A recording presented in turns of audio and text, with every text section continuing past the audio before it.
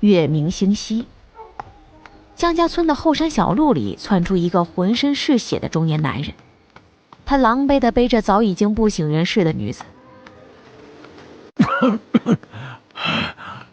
昭昭别怕啊，爹会给你安排好一切的，爹不会让你和爹一起死的。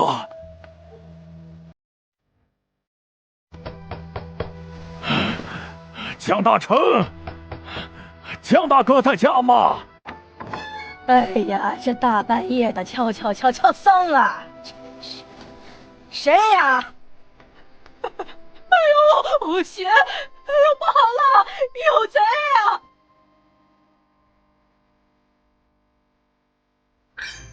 ！999种田系统为您服务，宿主陆昭昭死于车祸，系统已自动绑定成功，保住宿主性命，扣除种田积分1000，宿主当前总积分负1000，还请宿主尽快还清。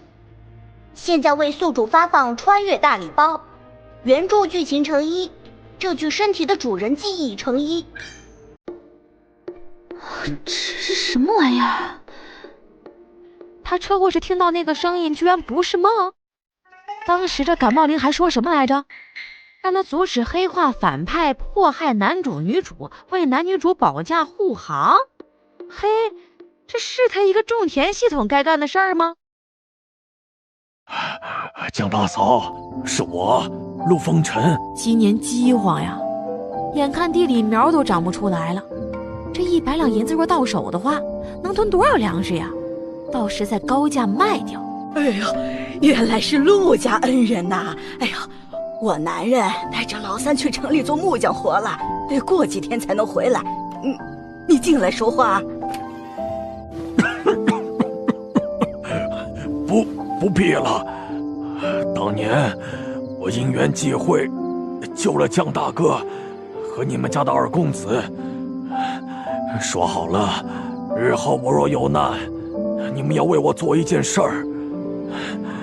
今日我想请江大嫂履行承诺，让你们公子迎娶我这可怜的女儿，这银子便是她的嫁妆。陆昭昭这才接收了这个世界的记忆和这具身体的记忆，他正乱着呢，加上这父女俩一路长途跋涉躲避追杀，早已经虚耗透了，只能虚浮着他爹。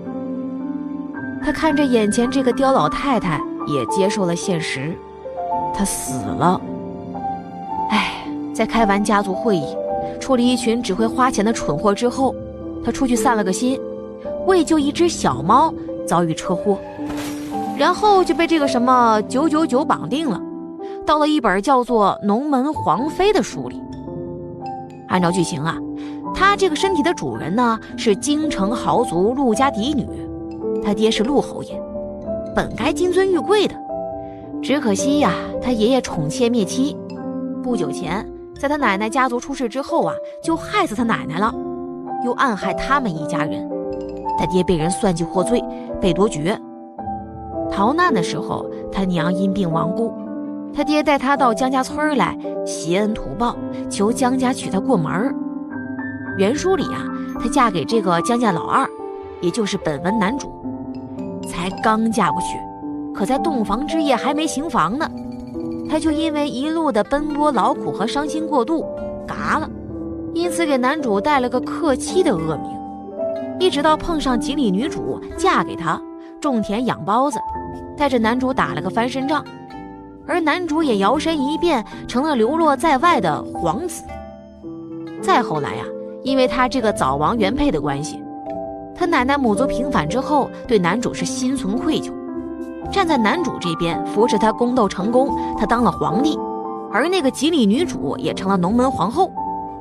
哎呀，在这个剧情里呀，他这具身体的身份呢，就是个送了嫁妆就死的倒霉蛋儿，而他爹呢，也成了后来因为女儿克妻而对男主心生愧疚，对他极好的老丈人，活脱脱一个送钱送权扶持男主上位的大冤种。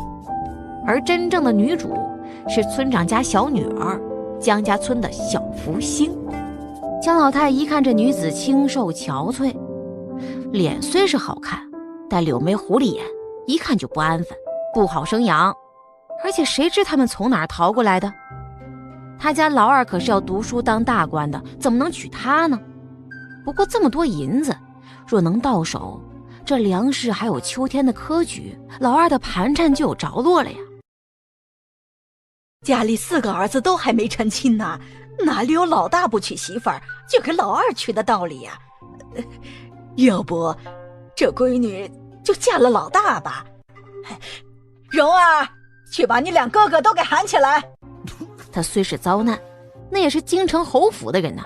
他的昭昭可是正经的官家嫡女，他来江家是看中当年救下的江家老二，人品相貌都出众。这是我的大儿子，现在可不得了啊，都是秀才公了。陆大哥，你带着女儿过来，求到我们头上，我们一定得帮忙。不如就让老大娶了她。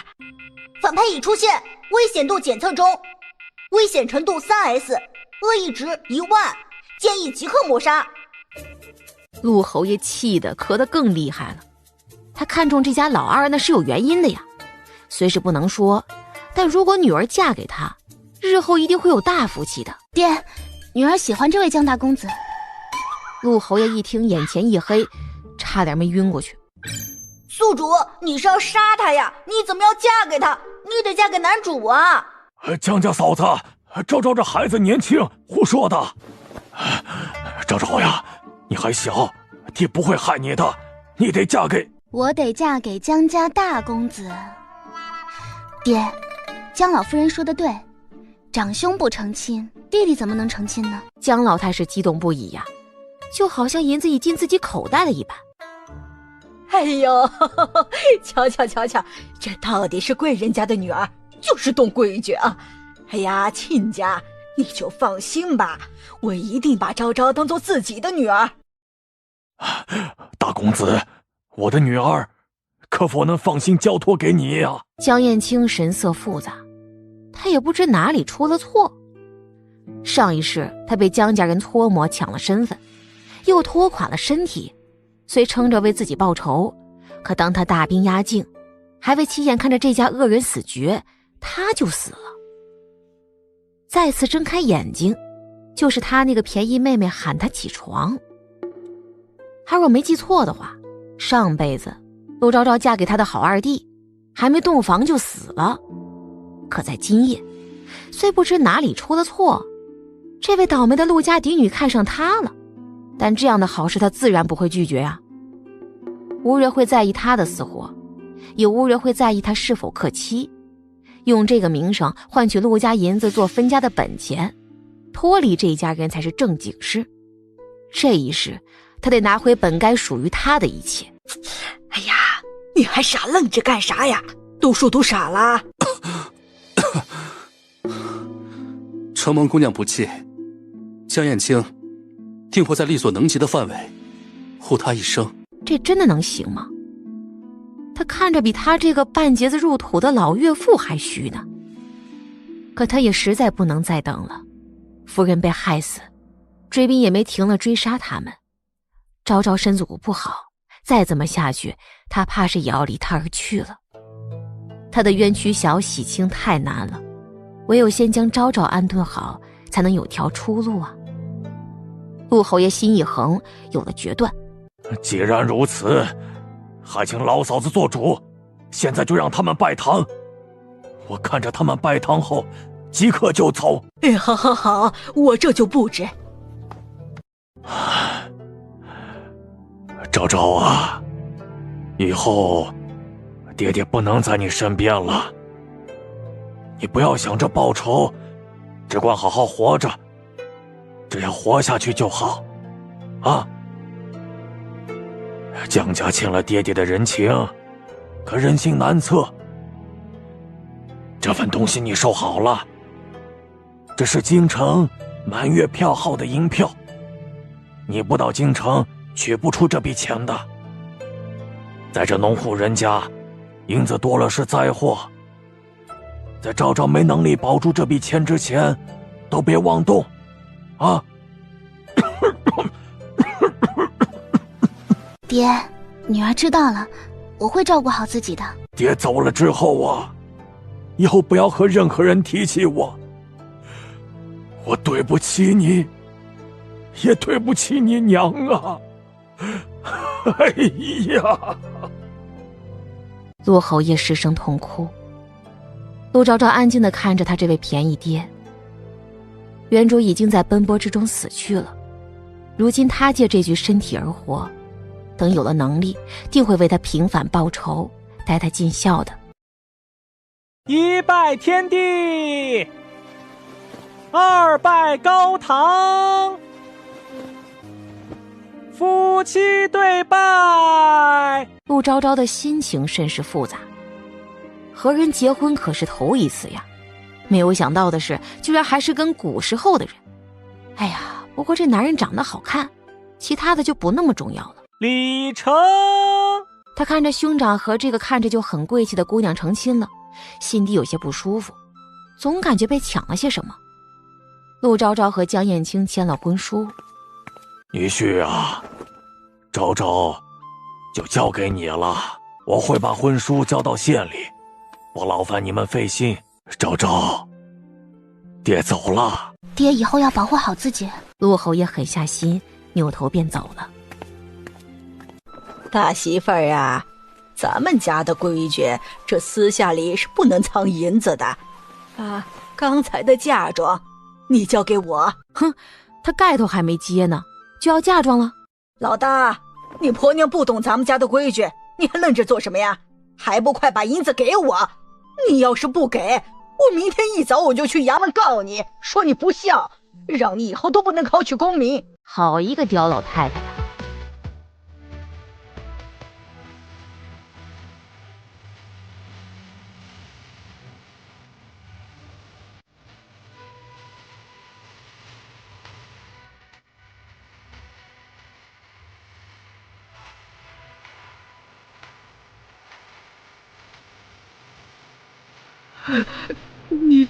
你要干啥呀？没什么，就是呢，这儿现在也没有人，我这一簪子刺下去，婆婆你人就没了。你喜欢什么样的葬礼啊？她好漂亮啊！你杀婆母，你也得死。我爹都走了，我过习惯了金尊玉贵的生活，现在嫁过来吃苦，要是连最后那点提己嫁妆都没了，活不活的还重要吗？我不要了还不行吗？夫君，我们回去洞房吧。好。娘，你这是怎么了？哎呀，我的儿呀，你娘刚才差点就让那个姓陆的给杀了。他娘在说什么？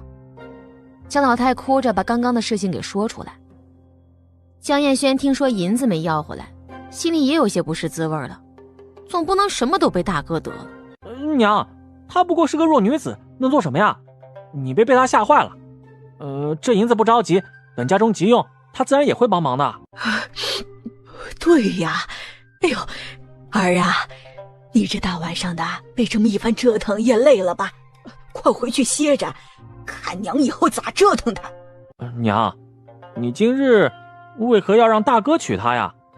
京城来的人一定不俗。我这都是为了你好，你看看那个姓陆的，一看就是犯了事儿跑来避难的，那一身的血指不定是咋了。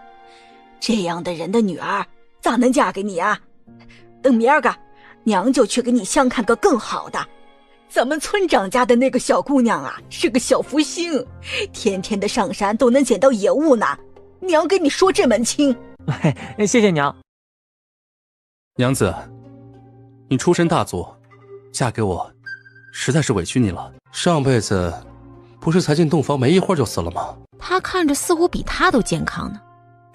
陆昭昭是双目含情，看着江燕青这副神仙相貌，心动不已。他是个随心所欲的人，上辈子早早当了一家之主，接管家族生意，是个合格的奸商。不过婚事一直拖着，没遇见喜欢的人嘛。可今天看到江燕青，他莫名的就开始疯狂心动，就仿佛单身这么久就在等他一般。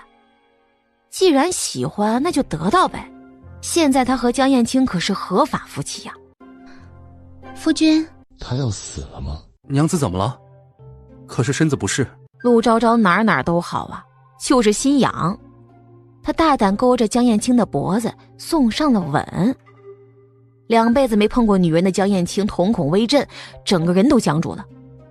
陆昭昭微微用力，便把人拖到床上去。娘子，陆昭昭见他一直看自己，主动搂住了他，热情地亲了亲他。夫君，不洞房吗？任何男人见了这样一幕都要血脉喷张的，更何况他好似中了邪一般，喜欢极了他适才那副嚣张锐利的样子。面对女人主动的邀请，江燕青回应了这份邀请。他从未喜欢过谁，在他可笑可悲又短暂的人生之中，细数下来，今夜的动心竟然是第一次。只要他不会和那些人一起坑他害他，他这一生都会对他很好很好，而且只会对他一个人好。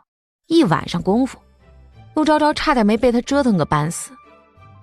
不过许是999为他改造了身体，他现在倒是还能活蹦乱跳的。清早，他微微动下手指，喊出自打昨晚他嫁给反派之后就受了刺激装死的系统999。999种田系统为您服务。他的动静有气无力的，显然受了刺激了。这可不行啊，他没动静，金手指怎么办呢？脑子里多了个东西，总得交些房租吧。999，你既然绑定了我，我也嫁给了江燕青，改是改不了了。不过我嫁给反派，反派不和上一世一样无人关心，兴许就不会和你心爱的男主对着干了呢。可是你这具身体的身份和钱是给主角的呀。既然是男主，那就一定有办法从别处弄到钱，否则他凭什么是男主呢？好像很有道理。同样，我这个人吧，脾气不好，若是我过得不好了，脑袋里还莫名其妙多出来个东西，我会生气的。你绑定我应该也调查过我了吧？我不高兴的话，干脆和我这反派夫君联手送男主女主下地狱好了。种田系统为您服务，检测到服务主体变更，现更正解绑条件，只要宿主改变反派黑化结局即可解绑。种田系统开启，宿主在现实里种田、打鱼、狩猎、采样，平均1小时都可以增加10种田积分。1000种田积分可以在系统空间开启1平方米的系统田地，种子需要完成特殊任务才能解锁更多。宿主现实里赚的银子1000两银子可兑换10种田积分。系统商城里有人类喜欢的各种宝物，只要宿主肯努力种田，即刻走上人生巅峰。陆昭昭心情复杂，所以一个种田系统为什么肩负着精准扶贫男主的任务呢？中病毒了，而且种田，他长这么大从未种田好吧？哎，还有，他好像还欠这个破系统1000积分是吧？干活1小时积分10，他更晕了。哎呀，算了，还是先了解江燕青吧。999，我要江燕青的平生轨迹100种田积分。主人，您已经付1000了。再借一下。江燕青平生轨迹已发送，宿主积分负1001，积分7日不归还，系统将能量耗尽消亡，宿主也会跟着一起消亡。谁家媳妇都大中午了还睡觉呢？这娶的是祖宗还是媳妇啊？你还愣着干啥？还不赶紧的起来干活？你男人不中用，又去城里抓药了，你还有多懒呀？咋，老娘我要养着你们2个废物啊！你可真是吵死了。哎呦，你还敢嫌我吵？我可是你婆母。婆母，现在周围好像没有人，你要是死了，我想我应该能逃走吧。哼，你敢？我都交代了，我要是死了，我就让我儿子去县里告你。你和你爹为啥逃出来的？你想害死你爹，你就动手啊！陆昭昭把衣服穿好，起身后拿起簪子就要动手。你不要你爹的命了？怕什么呀？大不了我和我爹一起亡命天涯。倒是你们把我娶进门，现在婚书都递上去了。我爹犯了什么事儿我不知道，但是按照本朝律法，他犯了什么罪，你们也一样同罪，大家谁也不用好。你婆母，我饿了。嘿，这个小蹄子竟让他这个做婆母的给他做饭，这什么世道啊？江家嫂子在家没啊？哎呦，我这是走了什么孽了？一个药罐子儿子娶了个母夜叉媳妇儿，这日子是没法过了。哎呦，这怎么了呀？这谁呀？江家嫂子，这是我大儿子娶的媳妇儿，你说说，我这是造了什么孽了呀？大儿子像个药罐子，成天的吃药，这家里啊都给他拖垮了。现在又娶了个除了脸好看啥都不会的，让我这一把老骨头给他做饭。哎呦，不是我说啊，你这做心腹的咋能给自己婆母脸色看呢？这谁家心腹不做事儿啊？你男人本就是个病秧子，吃家里的钱，你怎么……新婚夜，婆母要我的嫁妆充公，我才成亲，什么都不懂，本想着一会儿就起身做活，婆母便是又骂又辱的。老妇愣住了，江老太震惊地看着陆昭昭。我夫君12岁中秀才，县里头名，是廪生，每个月5两银子的俸禄，婆母都盘在手中。他咋知道的？那个小杂种说的。这笔银子被用在二弟身上，婆母为二弟请了县里名师，教导他读书。我夫君的药钱都是他抄书赚的，县里的书店可以作证呢。你闭嘴，你胡说啥？母亲，娘子她哪一句说错了吗？江老太人都麻了，她僵硬回过头，其他人看她的眼神都变了。这么些年，江老太可不是这么说的呀。婆母，儿媳说错了什么吗？哎呦，江家婶子，你这也太不厚道了吧！人家新媳妇才嫁过来，咋还不能歇一日啦？就是啊，这些年你不是说都是家里给你们家老大拿药费，所以才拖垮了家里吗？你们少在这嚼舌根，老娘家的事儿跟你们没关系，滚，都给我滚！你给我休了他，这是个丧门星！娘子可饿了？饿了。婆母刚才说要给我做饭呢。江老太一口恶气出不来，差点气得晕过去。他闷头走出屋子，去厨房做饭。我不曾对娘子说过家中事，娘子怎会知道的？哎，他这美人夫君这般警惕吗？我猜的，大户人家也有这样偏心的父母。夫君生的模样好看，相由心生，自然是好人。哪怕不是，我也不能让他说你不好。我想着娘子起来会饿，所以买药的时候为娘子带了些鸡肉馅的扁食回来，娘子先用些吧。这一碗扁食得不少钱呢，他竟会买给他？江燕青也很疑惑，他本想自己一个人在县里吃的，就和以往一样，可鬼使神差的想到昨天夜里的陆昭昭，回过神来，东西都带回来了，拿回来那也该是2个人一起吃的，可是一看到他就全都给他了。夫君喂我。美人当前，他才不想自己吃饭呢。只见江燕青面色微红，乖乖投喂他。看着陆昭昭的眉眼五官，只觉得她长得可真漂亮，明艳动人，与上一世记中那一眼完全不同，好似换了个灵魂一般。吃着来自大反派投喂的扁食，陆昭昭想着他看到的系统给的江燕青的平生。大反派江燕青生来体弱多病，虽智多近妖，满腹经纶，是个天才，可就是人很倒霉。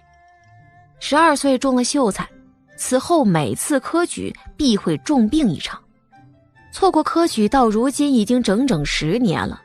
一直到男主回京当了皇子，他才在1年之中连中3元，又在3年之中一跃成了当朝首辅。书中说呀，他因江老太对男主的偏心，还有男主的幸运和尊贵身份，心生嫉妒，所以处处和他作对，屡次痛下杀手。男女主所有的磨难都是因他而起的，是个无情无义、专注搞事、坏事做尽的大反派。陆昭昭看事情从来不看表面，这个感冒灵系统给他的剧情呢，绝对是有问题的。江老太有6个孩子，4儿2女，江燕青是家中长子，可偏偏江老太对他是如此的恶劣，压榨江燕青的生活环境，不给他花钱买药，拖得江燕青是病骨之离。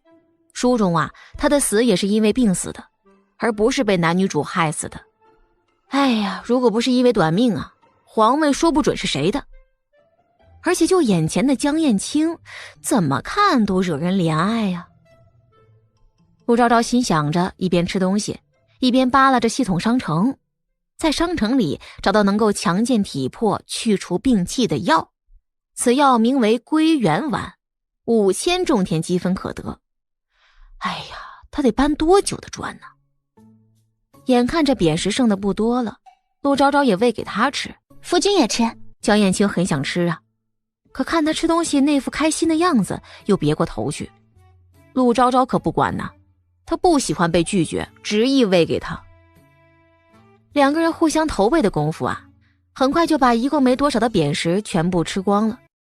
吃吧，我真是造了孽了。喝这个，他得饿死。老娘真是欠了你们的，这家里眼看着就揭不开锅了。老大，你这个月抄书的钱呢？娘，我今日早上才买了药，如今身上没银子了。爹和老三明日不是就从县里回来了吗？他们一定有银子的吧？见他不给钱，江老太目光就死死盯着陆昭昭。婆母还有事吗？江老太害怕他这个眼神，哆嗦一下就跑了。反派恶意值减1，恶意值9999，奖励种田积分100。他这个美人夫君这么值钱吗？江燕青收了桌上东西，又拿了本书来看，强迫自己压住心中的恶念。他不能动手，能证明他身份的东西还在江氏手中呢。而且这个时候朝堂动荡，他那位父皇啊，也不见得多期待他这位流落在外的儿子回家呢。记得上一世，江燕轩顶替他的身份回皇宫，不也吃了不少的亏吗？若非是陆侯爷洗脱罪名回了京城，又逢陆侯爷外祖一家东山再起，他们因陆昭昭当年病死在新婚夜而让江燕轩背上克妻的名声而帮助他的话，他早就不知死多少次了。只是他为何会选他呢？夫君身体虚弱，不易劳累，抄书的事情就先不要做了。这10两银子，夫君先用来抓药和买一些粮食。可这是娘子的嫁妆，之后夫君好了再给我就是。陆昭昭眼里没有对银子的心疼，只有对夫君江燕青的关切。剧情里，江燕青病情急剧恶化，也就是在这个时间段呢。饥荒来临，江家放任他自生自灭，他没有银钱买药，全靠硬扛着，造成了不可逆的损伤。现如今他都与他成亲了，自然不能让夫君早死啊。江燕青那张脸呐，几乎是按他审美长的，是他自己亲自挑选的夫君，而且他日后是要当朝首辅的。他富贵了，他作为娘子才能过上更好的日子，不是？眼下的银子又算什么呢？银子又被陆昭昭塞到江燕青的手中。江燕青算计过很多人，多少银子都见过，可唯独这10两银子，令他觉得犹如千斤重一般。我去买米。他心中微乱，狼狈地出门了。反派恶意值减3，恶意值9996，奖励种田积分300，总积分-700。友情提示：积分7日不归还，系统将能量耗尽消亡，宿主也会跟着一起消亡。下午，日头微落，赶紧起来，这家里都快揭不开锅了，你得上山去挖野菜。陆昭昭午睡被吵醒，冷静了一会儿便起身开门了。咱们走吧。去哪里？不是要上山吗？婆母应该不会想让我一个人去吧？你这是要逼死我呀！我这一把老骨头了，可咋上山呀？真是没天理了！婆母说的对，你一把年纪了，是不应该上山。大嫂，你别光说呀，家里最后一碗糊糊都被你给吃了，你倒上山去啊？难道想饿死我娘啊？你说的也有道理，不过你呢？我什么？婆母不能动弹，但是你应该可以吧？我瞧着你身强体健的，比我可壮多了。我初来乍到，连山从哪边走都不知道，妹妹不该跟我一起去吗？你这个死蹄子，咋这么狠的心呀？我闺女可还没嫁人呢，能跟你一样干活吗？她以后可是要嫁去大户人家的。她嫁给谁跟我有什么关系？既然是干活，那她也得去。江蓉儿吓得哆嗦，她昨天看到大嫂怎么对付老娘了，她不会也想宰了自己吧？娘，我不要去山里。大户人家都重视名声，想要嫁个好人家，言行举止、名声好坏都十分重要。今日你若是不干活，那我便将江家小女儿又馋又懒，是个恶妇的名声传出去。一传十，十传百，等传到了县城里，你也不用嫁什么大户了。你少胡说八道！你不信的话，可以试试看啊。陆昭昭睥睨着比自己矮了不少的江蓉儿。在这本书的剧情里啊，如果站在江燕青的角度来看，这家子可以说是全员恶人。江蓉儿在原著剧情里面，一开始嫁去了县里大户，到了后来，男主一家改换门庭，他就谎称那户人家对他是非打即骂。等男主为他要了和离书之后，又将那家子人害的是家破人亡。到了后来啊，女主意外得知了真相，原来都是那个江蓉儿嫌贫爱富，想要跟着入京过更好的生活。这男主江燕轩虽是愤怒，可为了自个儿妹妹，将那家人斩草除根。而江蓉儿在原著里还真就嫁了个大将军。陆昭昭不禁感叹，她见的恶人多了，可像江家这般一窝都恶的，还真挺少见的。娘，你看他！你少在这里吓唬我，蓉儿！我告诉你，你要是敢的话，你能怎么样？江老太被问得哑口无言呢。这个儿媳妇不愧是大户人家出来的，啥都不怕，还牙尖嘴利的。不行，他得赶紧给老二爷娶个媳妇儿，让老二媳妇压制他才行。不过这个小蹄子不上山，那他怎么进屋翻银子呢？蓉儿，你就跟着你大嫂上山吧。娘，好啦，娘又不会害你。大嫂好厉害啊！现在你能上山了吧？别想给我耍赖。陆昭昭转身进了屋去。这个屋里的角落有个背篓，应该是江燕青用的。他将那包银子丢在背篓里，又丢一些细碎东西在上面，才重新推门出去。咱们走吧。到了山脚下，陆昭昭眼前又出现那个光屏，检测到宿主即将进山，开启打猎计时，每小时10积分，打到猎物按照不同猎物额外增加积分，请宿主努力干活，走上巅峰。傻站着干什么？赶紧进山了。你走前面。凭什么？陆昭昭闻言不多说话，熟练地拿出身上唯一一个利器银簪。等他以后有了钱呢，高低得弄个好东西防身呢。一见这架势，江蓉儿顿时就虚了，不敢再和陆昭昭叫嚣，只能低着头委屈地带路。进到山里，陆昭昭人都惊了，她那个好婆婆哟，果然想对她的银子下手。这山里别说野菜了，连树叶都被薅秃了，山边这一块什么都没有，连个人都见不着。江蓉儿黑着脸带着陆昭昭一路往里走，约走了1刻钟，才终于能重新见到绿叶。那就在这边找吧，把点野菜回去就得了。江蓉儿说完就要找地儿休息，陆昭昭比他可快多了，他先一步坐在江蓉儿找好那块大石头上，将背篓递给江蓉儿。辛苦你了，小妹。凭什么呀？小妹如果不干的话，那等你到了相看的年纪，你以为别人会信你吗？我夫君好歹是考了秀才的，一家人扒着他吸血，你又穿戴光鲜亮丽，我这个秀才娘子的话自然是比你有可信度啊。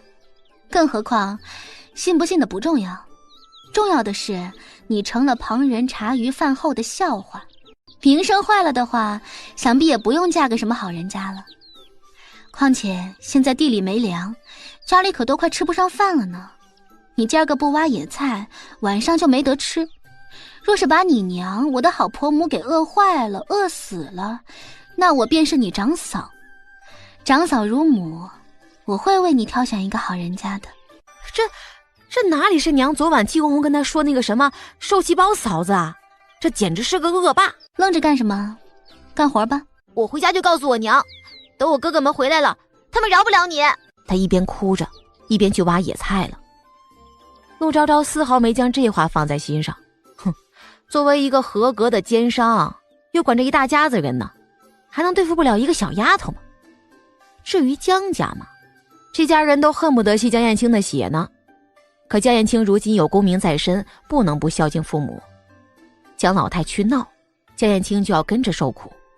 所以陆昭昭决定，他会让江家人主动提出分家，如果不同意分家，那就都得接受他的奴役。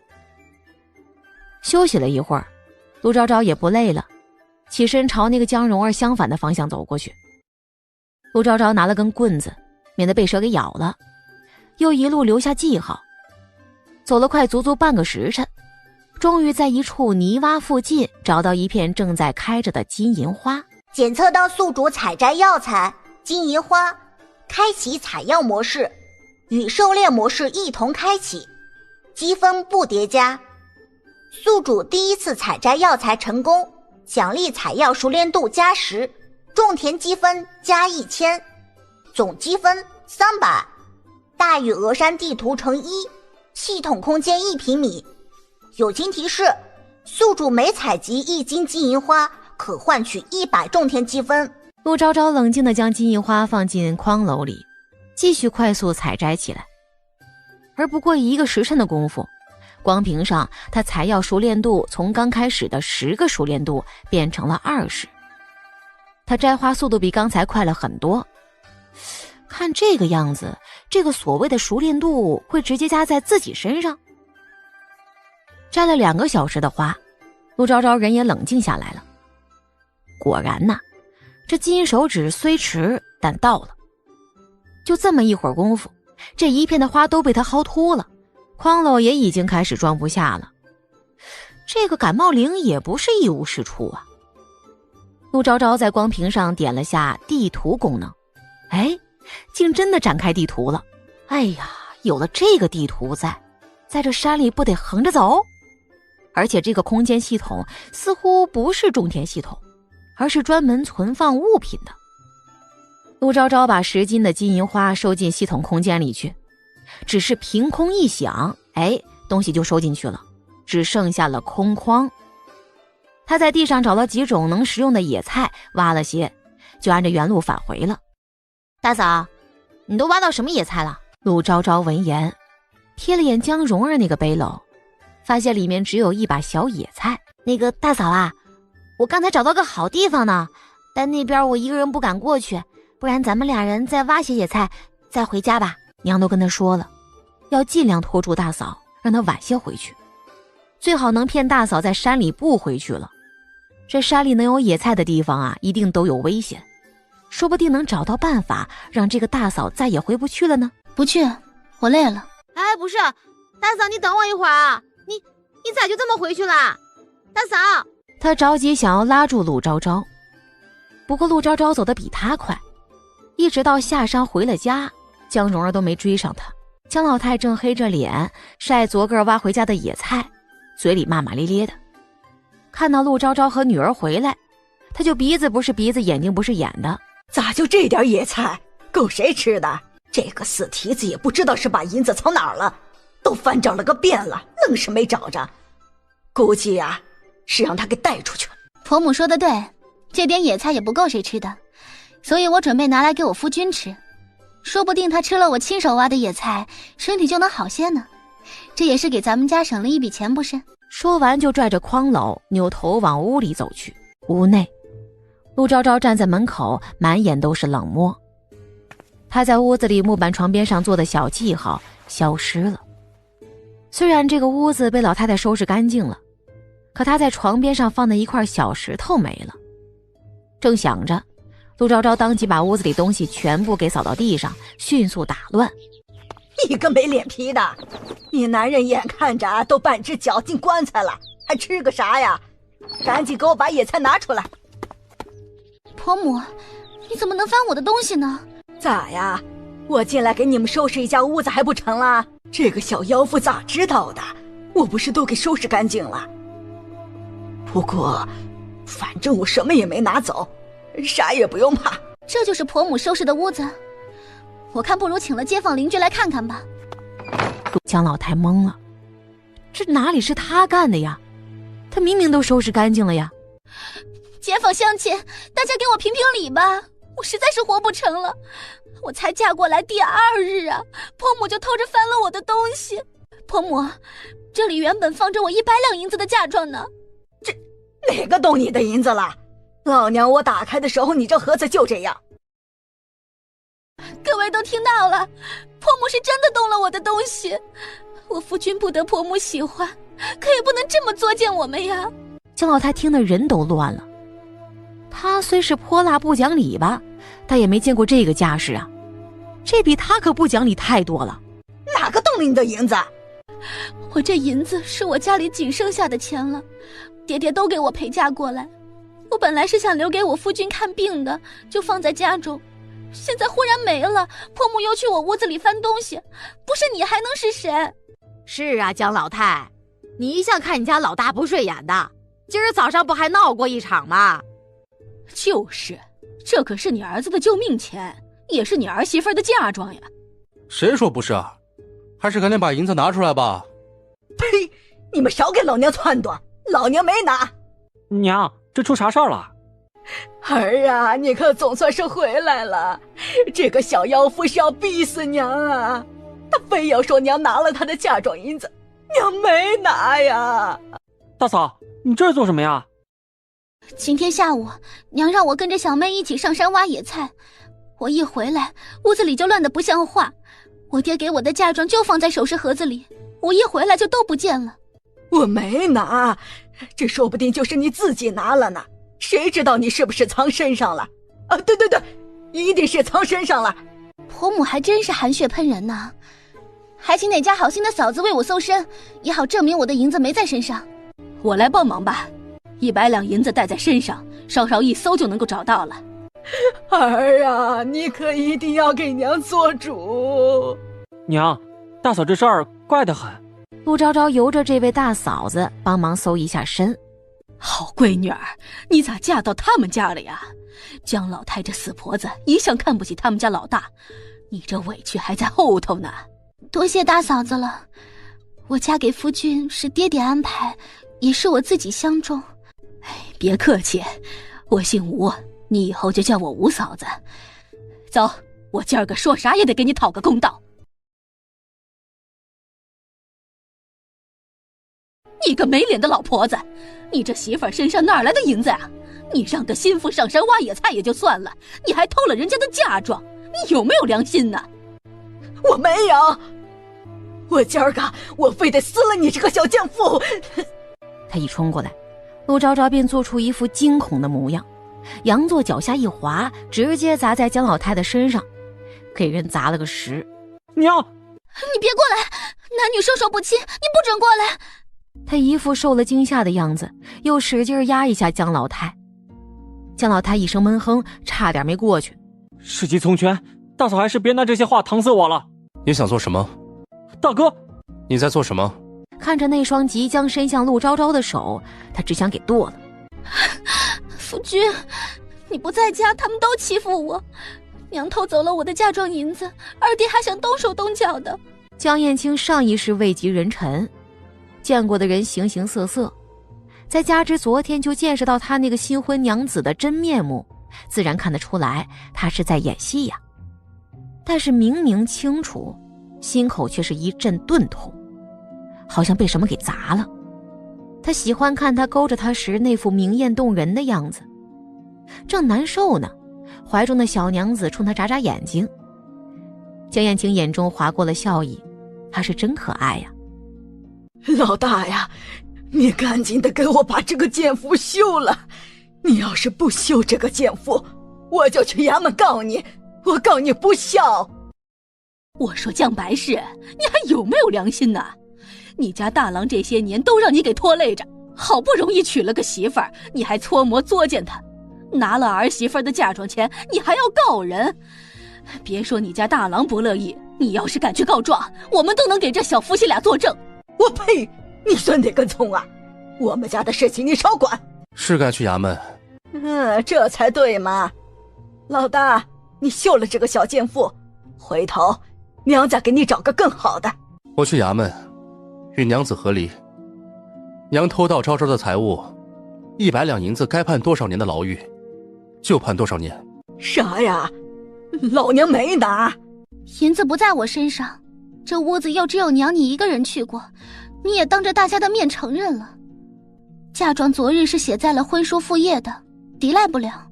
老大，我可是你的亲娘呀，我要是因为偷东西进去了，你也不能考科举。没关系，我不能考科举，二弟也不能，到时候我们都侍奉在娘身边。江白氏愣了，他憋了半天，愣是没憋出半个法子来，干脆坐地上干嚎起来。哎呦，我的天呀！我这是养了个儿子，还是养了个孽障呀？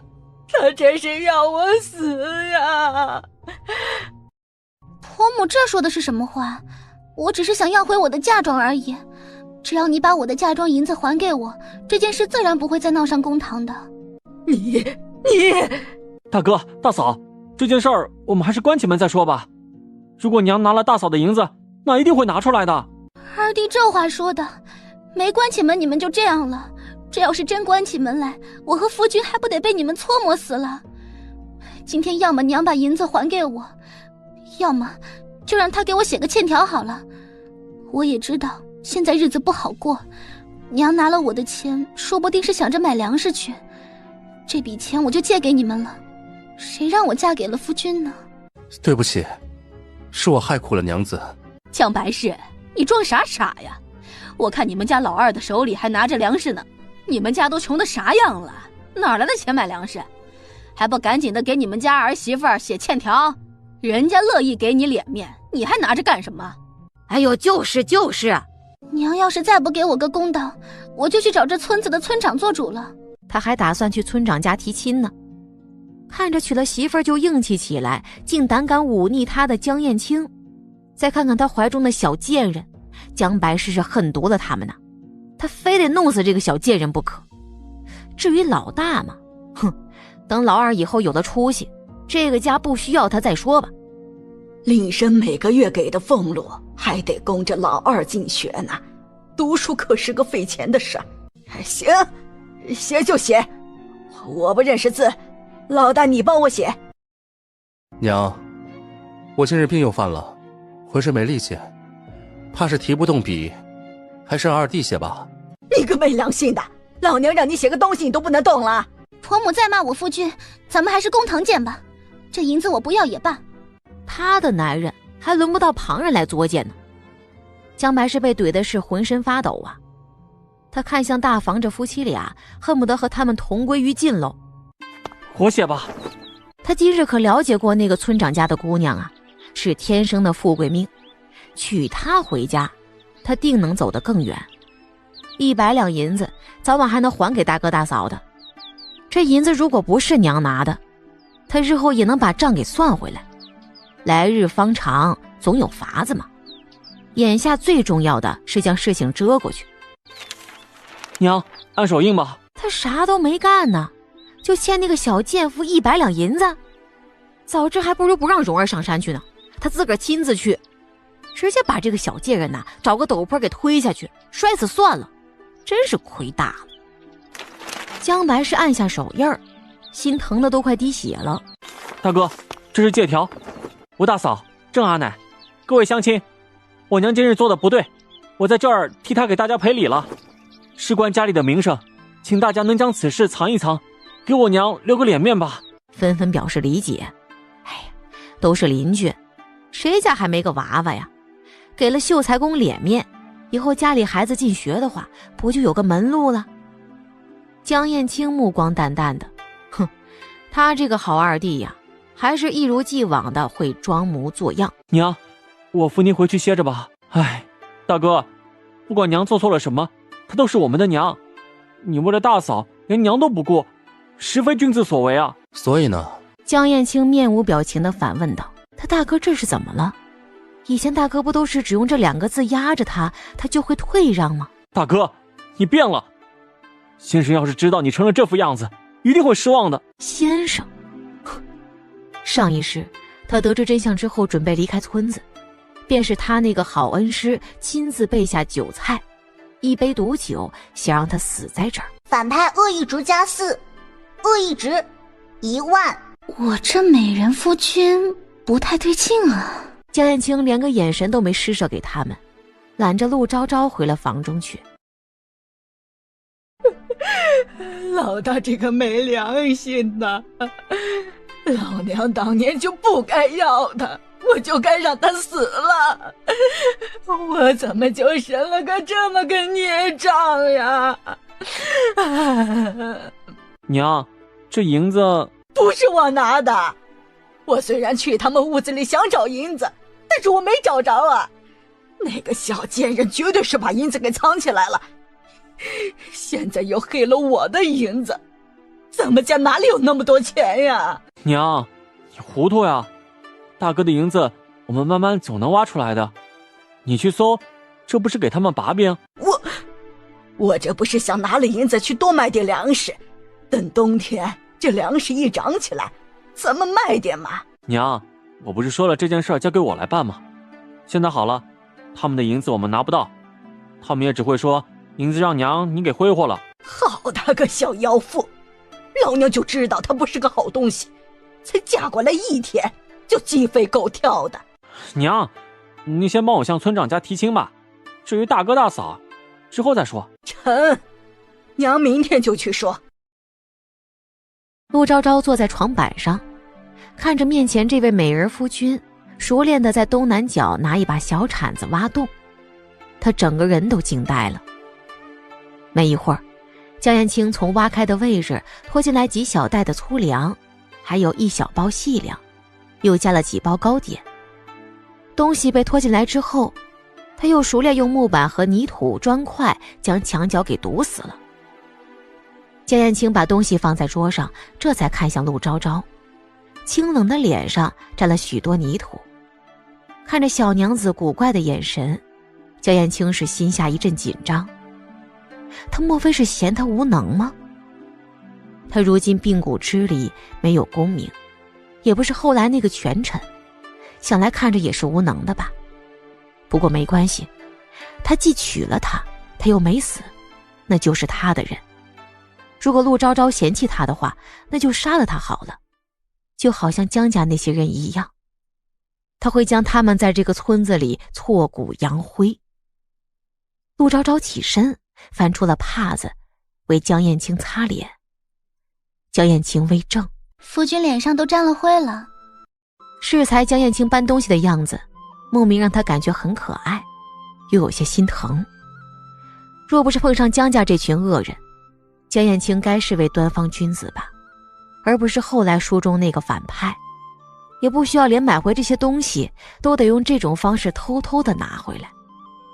江燕青握住陆昭昭的手，把他给自己的银子重新的还给陆昭昭。这银子，书铺抄书，抄录什么书籍，都需要用银子做抵押。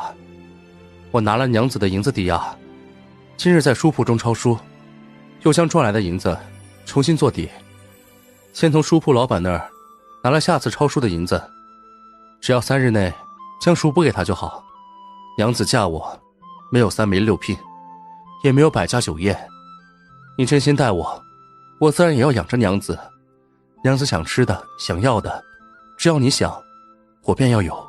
他这美人夫君想养他，江燕青把买回的米和粗粮都放在屋子里唯一一个柜子上，拿了把锁给锁好了，动作一气呵成。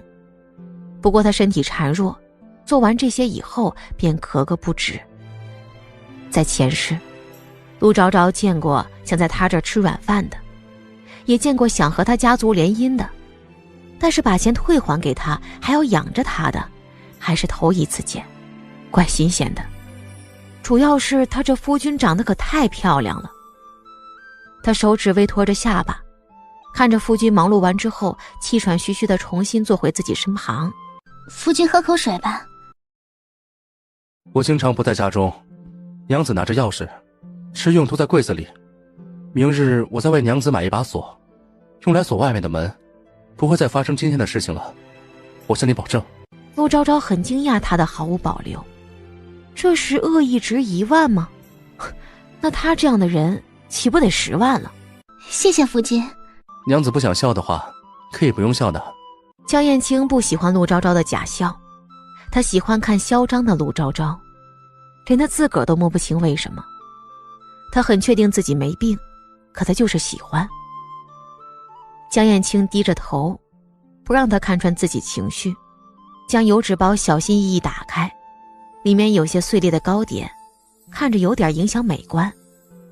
他夹了块相对完整些的递到陆昭昭唇边去。娘子，这是我特意买来的，我不知你是否吃得惯。江燕青表现得人畜无害，心里也思量着一个大问题。他娶陆昭昭本来是想着等他死了好霸占他的嫁妆，用来作为他的规避风险和让他的计划更加顺利的资本。这样的话，他既不用为谁负责，还能在日后陆侯爷东山再起之后多一个助力。虽说没有他们，他一样也是个赢家，但如果能更轻松一些的话，他何乐而不为呢？他对成亲并不感兴趣，迎娶陆昭昭，这辈子也只会有他一个人。他死了之后，日后都会属于他的东西得到王位，还能用怀念亡妻作为借口不娶皇后。一切都打算得很好，结果他还活着，他甚至连心都不听话了。吃的分给他不说，拿他的银子本该去做对自己更有利的事，结果鬼使神差去了书店，拖着这副虚耗透的身体足抄了大半日的书，这简直不像他。陆昭昭看向低头不语的江燕青，就着他的手咬了口糕点，被他这副乖巧的样子给撩得心跳加速了。他就喜欢漂亮又听话的。江燕青被他的唇碰到手指的时候，脸微微泛红，手指都颤抖了一下，心中本就没想明白的问题更加乱了。他到底怎么了？打断他思路的是陆昭昭起身凑了过来。夫君，这糕点很好吃的，我也喂你吃好不好？他轻咬一口糕点。陆昭昭看着他，是越看越喜欢。他凑过去亲了他，甜腻的糕点味道在两人之间散开。江燕青只觉得这个亲吻特别的甜。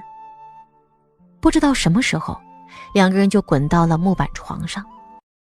傍晚，陆昭昭慵懒的像猫一样趴在枕头上，江燕青还是那副不食人间烟火的样子，正细心的为陆昭昭按着腰。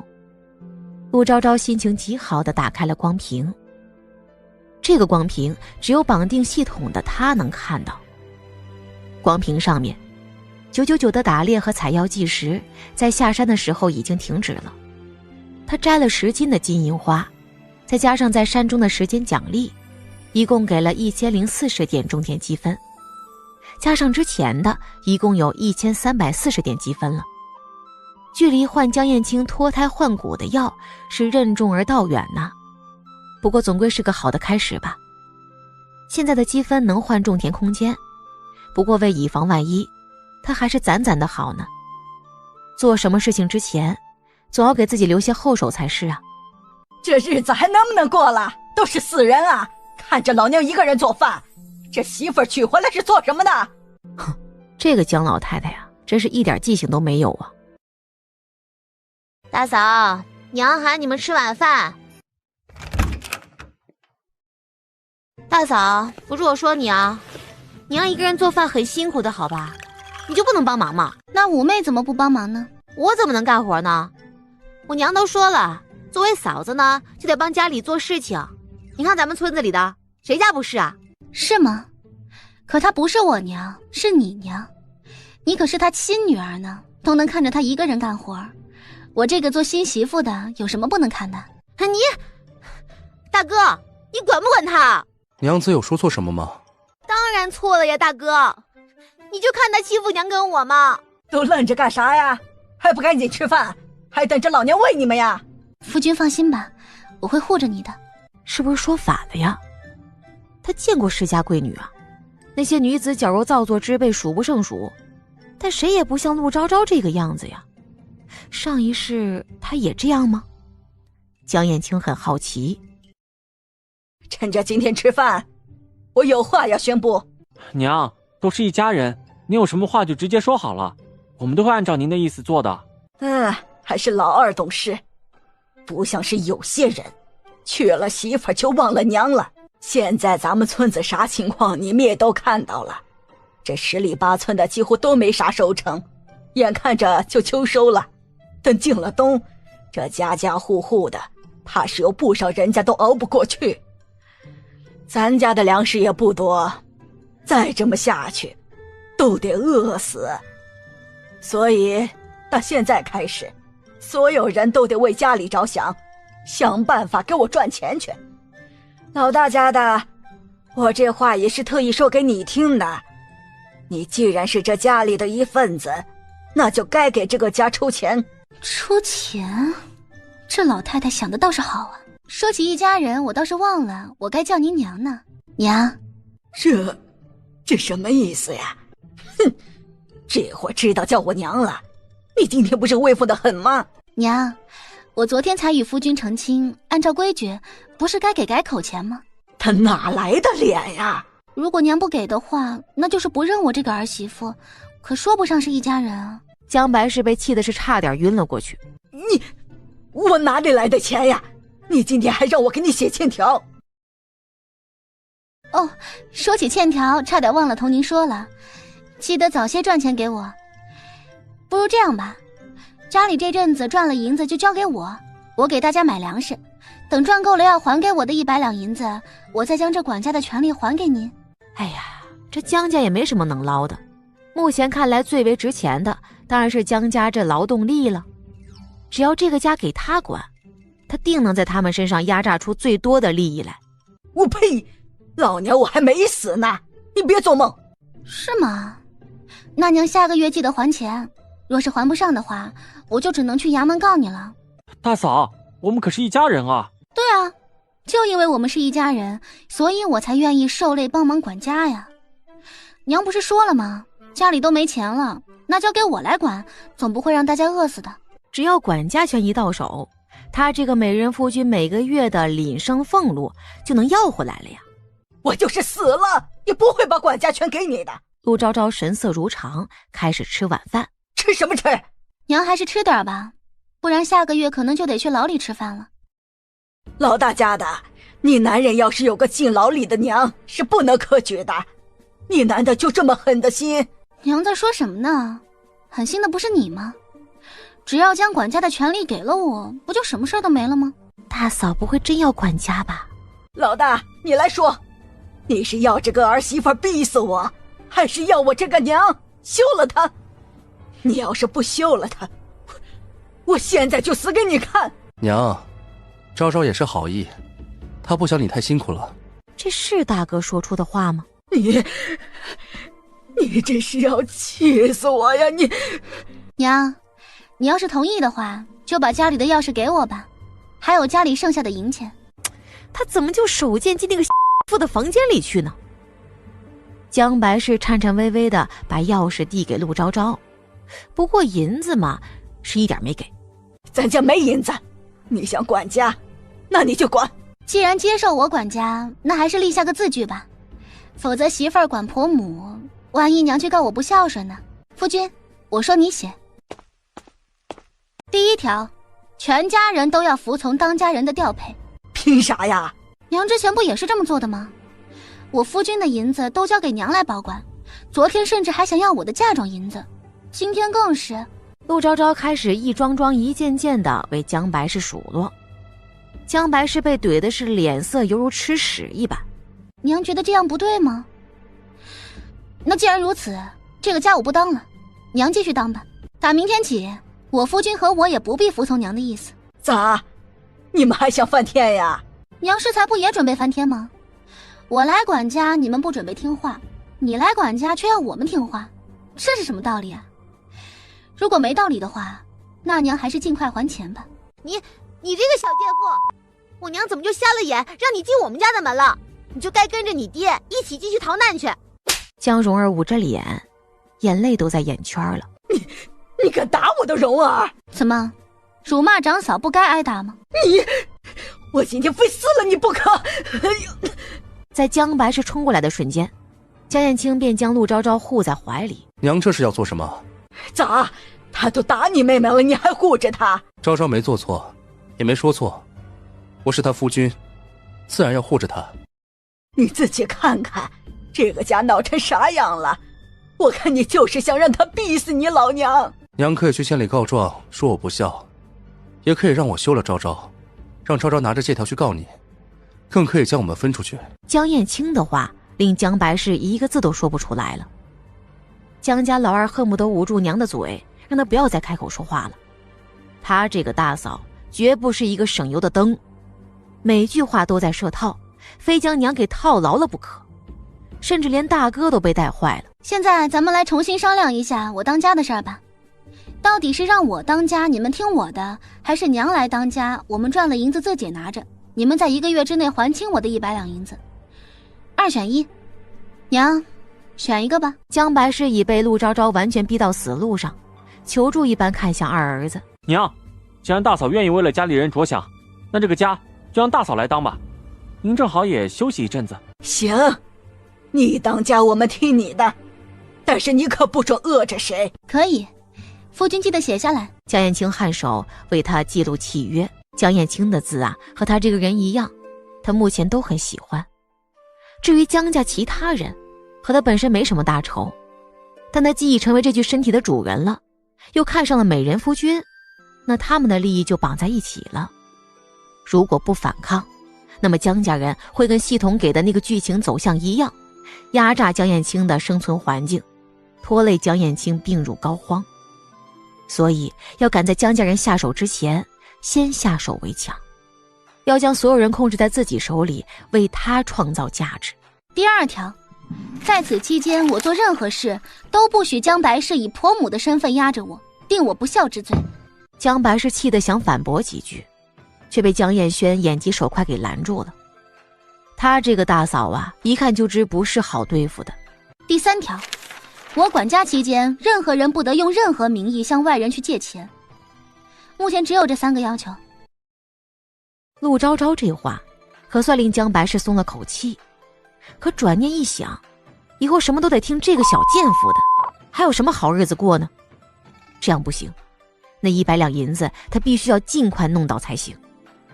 等他男人从县城做工回来之后，就跟老头子商量一下，尽快将银子给攒出来。这个家绝不能让这个小贱妇来当家做主。娘有异议吗？没有的话就签字画押吧。江白氏不会写自个儿名字，但是能按手印。等江白氏按下手印之后，陆昭昭看向江家老二。江燕轩没有想到他居然也要。大嫂，此事二弟不是这个家的人，如果不是的话，这些年二弟用我的银子也该要还给这个家了。江燕轩脸色更加难看了，便只能写下自己名字。得到这份契约，陆昭昭十分的满意。今天天色已晚，明天一早我会为你们安排好活的。对了，我听说公爹和三弟要回来了。这小贱妇还想打一家子所有人的主意啊！我吃饱了，夫君，我们回去休息吧。反派恶意值减10，恶意值9990，种田积分加1000。江燕青很是好奇他这个娘子到底会怎么整治江家这些人呢？好奇到他准备暂时留这些人一命。这种田积分来得突然，陆昭昭心里一阵狂喜呀，不过脸上却没有表现出来，默默兑换了系统的1平米种田空间。这如今地里荒死了，但系统里空间能种田呢。在没走向更大舞台之前，粮食就是一切呀。种田空间1平米兑换成功，恭喜宿主首次兑换种田空间，奖励灵泉水初级版1瓶，土豆成10，请宿主努力种田。灵泉水初级版，以后还会有中级版和高级版吗？陆昭昭看了一眼使用说明，上面写着让人排除体内的杂质，长期服用有强身健体之效，给种子用呢能够加快生长速度。好东西啊，可惜只有1小瓶。娘子小心些。谢谢夫君。陆昭昭冲他笑得勾人，狐狸眼中略带着暧昧。江燕青心领神会，明白他什么意思。春宵帐暖，虽然没有芙蓉帐，也没有高床软枕，但是美人在侧也很好啊。娘子，你想要改变这家子？改变？我为什么要改变他们？我欠他们钱吗？他并不打算在江燕青面前装模作样。若无意外，他和江燕青大概会一直在一起下去。他喜欢这张脸，也喜欢未来首辅大人的身份，而江燕青也不会随便与他和离。那既然是要一辈子在一起的，他当然会把最真实一面展现出来嘛，让他以后不至于后悔。就算是不喜欢，他也最好习惯一下嘛。毕竟他也没嫌弃江燕青看似与世无争，实则恶意值9009啊。江燕青心中欢喜，看样子啊，她这位娘子并非那些世家贵女那般。夫君你身子骨孱弱，我又手无缚鸡之力，自然要让人养活我们。家里人吃用夫君的银子这么多年，也该付出一些代价了。娘子不怕吗？他们也许没有娘子想的那么简单。怕什么？在他们签下那张契约和借条的那一刻起，他们就翻不出我的手心。看着他这副可以说是奸诈狡猾的模样，江燕青怦然心动了。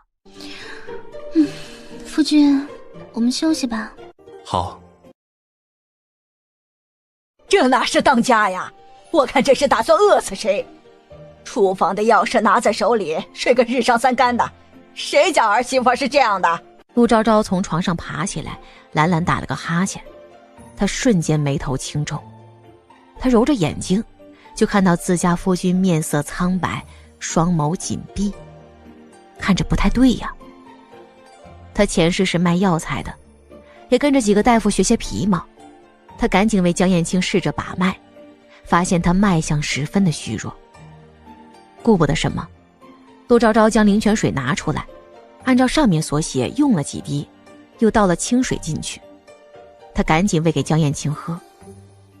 江燕青好似做了一个很长很长的梦，梦里他又回到上一世，陆侯爷将女儿嫁给江燕轩，而那个陆昭昭死在新婚夜，江燕轩甚至来不及洞房。他心里难受的好似被什么东西抓着一般，他想要摘下那个女人的盖头，看看是不是她，但却没能成功。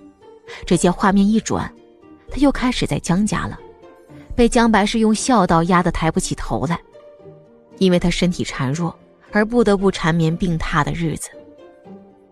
外面的天似乎还下起雨来，他太怕下雨了。雨水从漏雨的房顶滴落在被子上，他病入膏肓，动弹不得，足盖了一晚被这样浸湿的被子，寒气入体，成了最后一根稻草，拖垮了身体。而雨水似乎落进了嘴里，不是冷冰冰的，是一股子土腥味，反而是香甜，犹如琼浆玉液一般。江燕青缓缓睁开眼睛，映入眼中的不是破败灰白的世界，是鲜活的在他面前的陆昭昭，眼中透着担忧的样子。你醒了，可还觉得哪里不舒服？昨天不是去看大夫抓药了吗？怎么今天还会病倒啊？老毛病了，害得娘子为我担心，无妨的。什么无妨？我去让人给你煎药，你好好歇着。娘大早上好气色呀，这么闲，不如去煎药。那个不中用的又病了。江蓉儿，你过来。干什么？去帮我把药煎了。凭什么？你自己男人病了，你不去煎药，你使唤我干什么？现在当家做主的可是我了。你上山挖不到菜，下河摸不到鱼，什么都不会，煎个药还委屈你了？娘，你看大嫂。看啥呀？现在你大嫂当家，赶紧去。江蓉儿没了法子，气鼓鼓地拽走药包。陆昭昭看向江白氏，冲他笑的是如沐春风啊。江白氏浑身鸡皮疙瘩都起来了，他又想干啥呀？现在自己是引狼入室，已经够倒霉了，这狼还想咋地呀？娘，该做早饭了。江白氏臭着一张脸，被陆昭昭带去厨房了。陆昭昭打开柜子，柜子里那么点玉米面啊，这老鼠看着都要含泪走啊。陆昭昭不禁想乐呢，哼，这绝不是家里全部的粮食，不然看着江白氏壮实的身子骨啊，还有男主江彦轩一点不虚弱的样子，外加上江蓉儿那白里透红的脸色，傻子也知道这糊弄鬼呢吧？应该说是在糊弄江燕青呢。以前家里有我当家，可都是我做饭，哼，现在轮到你了。哼，今儿啊，他还特意没偷吃烧好的饭，只给老二吃了，就为光明正大的吃剩下这么点粮食。只要这个死蹄子饿得不行，马上得给自己服软，到时不光是管家权呐，他得让这个死蹄子把那个破欠条交出来，不然就饿死他。这老大的领生俸禄下月初8就能领了，到时候啊，他就先领走喽。哎呀，这江白是心里打算挺好的。陆昭昭看他一副老鼠成精算计人的样子，笑着拿一小把玉米面出来，双眼无辜地眨了下，叹气道：娘，咱家的粮食不多，你今儿个就用这些粮做玉米糊糊吧。啥？江白是看向手中这一小撮玉米面，整个人都傻了。他给放的再少也没放这么点儿啊，这和清水有啥区别啊？他想饿死谁呀？说起来，娘还没给我改口钱呢。我哪里有钱呐？咋就有这么恶毒的人呐？这个小贱妇！娘，这就很好啊，作为见面礼，我一点也不嫌弃。我呸！你少打老娘的主意！这小贱妇之前拿簪子可威胁过他呢，他要是也威胁一下这个小贱妇，让他把借条给交出来呢？反正线下四下无人，那个病秧子还躺着呢。江白氏心里想着，便直接拔了簪子，朝陆昭昭就怼了过去。陆昭昭一手钳制住江白氏那作恶的手，另外一只手顺江白氏的手中把簪子给抢下来，顺势一个用力，就听咔嚓的一声。哎呦，我的手！哎呀，娘，谢谢您的见面礼，以后我一定会孝顺您的。娘你怎么了？大嫂，你怎么能打娘呢？她可是你婆母啊，我们要去告你。我何时打娘了？我与娘的关系极好，她还送了我她的银簪子呢。娘，你快些去做饭吧，别饿坏了。江白氏手里玉米面刚刚撒在地上，陆昭昭又重新捏了一小撮，那叫一个真诚又温柔啊。娘，我等着吃早饭呢，吃了早饭我们还要进山干活的。娘你没事吧？那个小贱妇，我这手骨头都断了，她咋这么狠的心呀？你还愣着干什么？赶紧的给那小贱妇做早饭，我去接骨。本来那根银簪子是准备带着去村长家提亲的，这如今簪子没了，手还坏了。那小贱妇说啥要上山，这提亲的事儿不就搁置了？不行，绝对不能这么搁置。要是再不给老二找个媳妇儿，压着点那个小贱妇，这日子就没法过了。夫君怎么还要起身？娘子管家，我总要起身看着点儿，不能让人欺负你。夫君躺着休息吧，别说是江家这几个人，就是更多的人，我也一样能玩转的。先吃点，一会儿做好的玉米糊糊可吃不饱人的。他打算好了，接下来的日子要一直盯着江白氏他们，都别想偷吃。这玉米糊糊江燕青靠过他活命，那其他人也同样事事看好了。他这娘子啊，在说起如何管家，如何玩弄人心的时候，好似整个人都不一样了，光彩夺目。饭做好了，药也煎好了。陆昭昭闻言起身要去用早饭，江燕青突然拽住他，将他拉向自己。陆昭昭被人这么猝不及防一拉，便也整个人都到他身上去了。他清楚听到江燕青的一声闷哼。夫君你这……他是想玩点浪漫的，别直接给砸去另一个世界了。江燕青清俊脸上一片绯红，一种从未有过的羞耻感油然而生。夫君，你这是拽着我想要做什么呀？江燕青的脸更红了。看他这样，陆昭昭轻笑了声，拽着他的衣襟就亲了下去。江燕青桃花眼微微睁大，想要反抗的手老实地抱住了陆昭昭。过了好一会儿，陆昭昭才放过他。江燕青呼吸都重了些，桃花眼中多了水光。我要同娘子一起去用早饭，我总要护着你一些的。都是这个小贱妇。二弟读书读的应该很厉害吧？大嫂这是什么意思？莫不是……还好，比起大哥我是自愧不如的。大哥12岁就已经中了秀才了，可惜运气不好，如今还是秀才。我夫君这么厉害，那不知二弟你比我夫君差了多少？这个女人会不会聊天呢？她说这些不过是谦虚罢了，她当然不比大哥差呀。我同大哥只差了年龄吧。二弟，我若是没记错的话，上个月的书院考核，你的题似乎还是管我借的。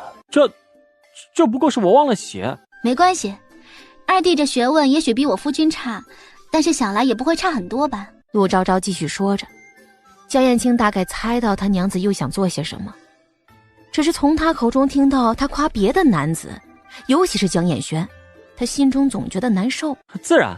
那太好了，昨个我夫君说在书店里抄书能赚银子，他以前都是抄书买药的。既然如此，从今儿个开始你也去抄书吧。你不是，大嫂你说什么啊？二弟不是学识渊博吗？怎么连说话都听不懂啊？我说让你去抄书。可真的是好看啊。我儿子咋能去抄书？为什么不行呢？我夫君可以做的事情，他怎么就不行了？二弟不是也说了吗？他没有我夫君书读得好，读书好的人都浪费了时光，二弟为什么不能？这个家里可不养闲人，而且契约上不是说了无条件服从我，所以抄书去吧。开什么玩笑啊，他去抄书岂不是被人耻笑吗？夫君每次抄书能得多少银子？5两银子。希望今晚我就能看到5两银子。江燕轩愣住了。江白石洗了筷子回来之后，黑着脸便开始喝起玉米糊糊。很久没吃过这么少东西了，他现在只觉得有些虚呢。等众人吃过早饭之后，江燕轩就被迫出了门。从来不用赚钱的他，这会儿竟有些怀疑人生了。江白石喝了2碗照影的玉米糊糊，还是饿得很，准备过一会儿再重新偷着做点吃的。不过还没等动手呢，娘，蓉儿，他喊得亲热，吓得2个人都十分警惕。现在咱们上山吧。江白石一脸褶子皱在一起，吊梢眼眯缝着，眼珠子乱转。哎，他现在满肚子汤水，正饿着呢，咋上山呢？大嫂，山里都没个野菜，上山干什么去啊？老大媳妇啊，娘知道你是要为了这个家好，但是咱们去山上也找不到啥东西。要我说，你还是想想其他法子吧。娘昨天可不是这么说的。他这总是提之前呢。也行，上山就上山。夫君，我扶你回房中。娘子，这山中有一座深坑，坑里是蛇虫和巢穴。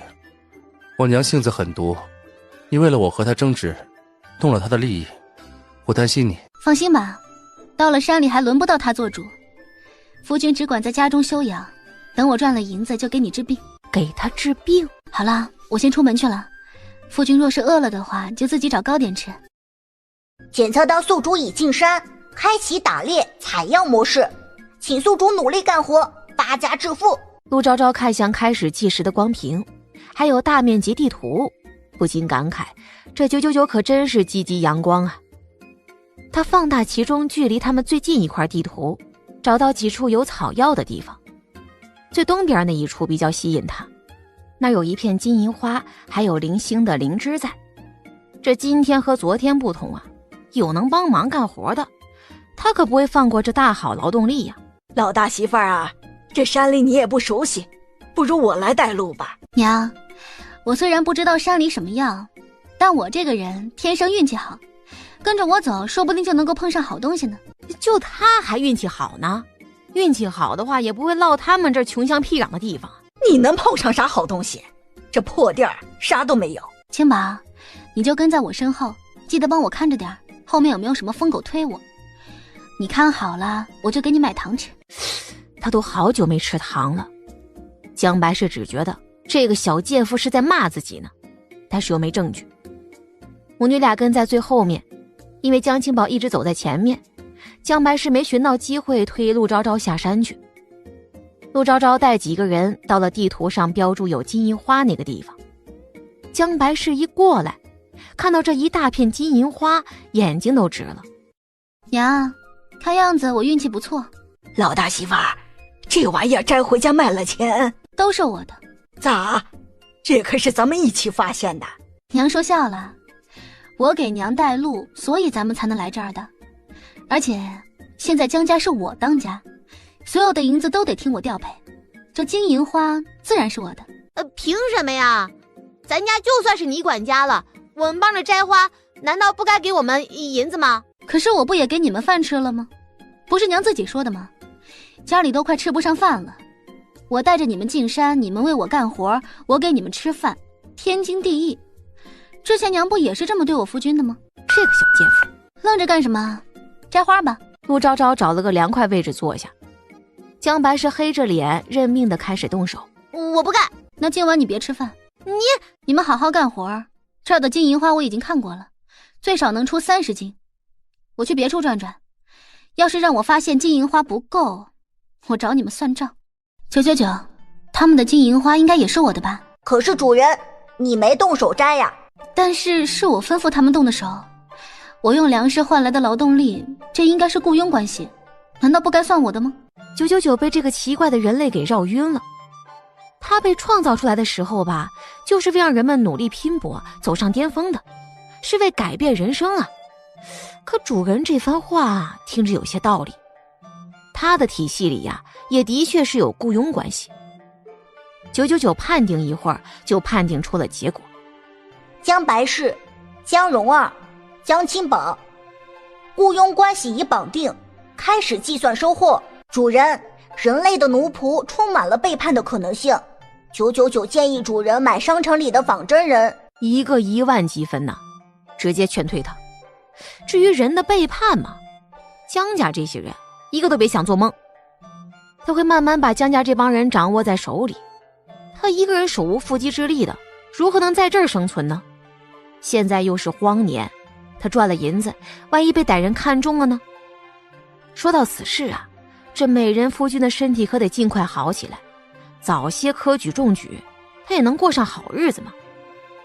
陆昭昭一边想着，一边按地图上的小位置去找灵芝了。这里都是赤灵芝啊，算比较值钱的。系统给的位置虽是零散些，可都在这一片儿。不过一会儿的功夫，便找到30多株的小赤灵芝，这一片的位置啊，也就被清空了。陆昭昭把昨日放在系统中的金银花拿出来，发现依旧新鲜。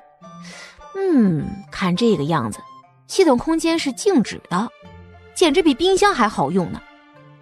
他将灵芝放在最下面，陆昭昭整理好金银花，就坐在树下点出他的种田空间。比起系统给的1平米系统空间，这种田空间更令他心动啊。毕竟粮食捉襟见肘，总不能一直买着吃吧，还是得手里有粮心不慌啊。陆昭昭点一下种子，惊奇地发现这种田空间居然会自动种植啊，种子都撒在地里。恭喜宿主首次种小麦成功，奖励种田积分加2000，总积分3304。零缺水低级乘1。哟，这一波不就富起来了？光屏上，在计时器下面又多出一个倒计时，是小麦成熟的时间，一共需要2个月。这比现实里种植时间快太多了。999，良心系统啊！种了小麦，陆昭昭便起身回去找江白氏他们去了。这会儿江白氏正合计怎么跟江蓉儿俩人偷点金银花私藏呢，指望这个小贱妇给他那是不可能了，还是自个儿藏点呗。娘，你咋不听大嫂的话？什么狗屁大嫂？她是你哪门子大嫂啊？她就是咱们江家的灾星。可是，哎呀娘啊，先装金银花好吧，回头被他看到了咱们都拿不成了。哎，娘，这次回去卖了花你得给我买细粮吃，我要吃小麦包子。大嫂，我娘和姐姐想要拿你的花。娘，蓉儿妹妹，你们俩是不是得给我个解释呢？江白氏讪讪不语，江蓉儿害怕地躲在母亲身后去。还愣着干什么？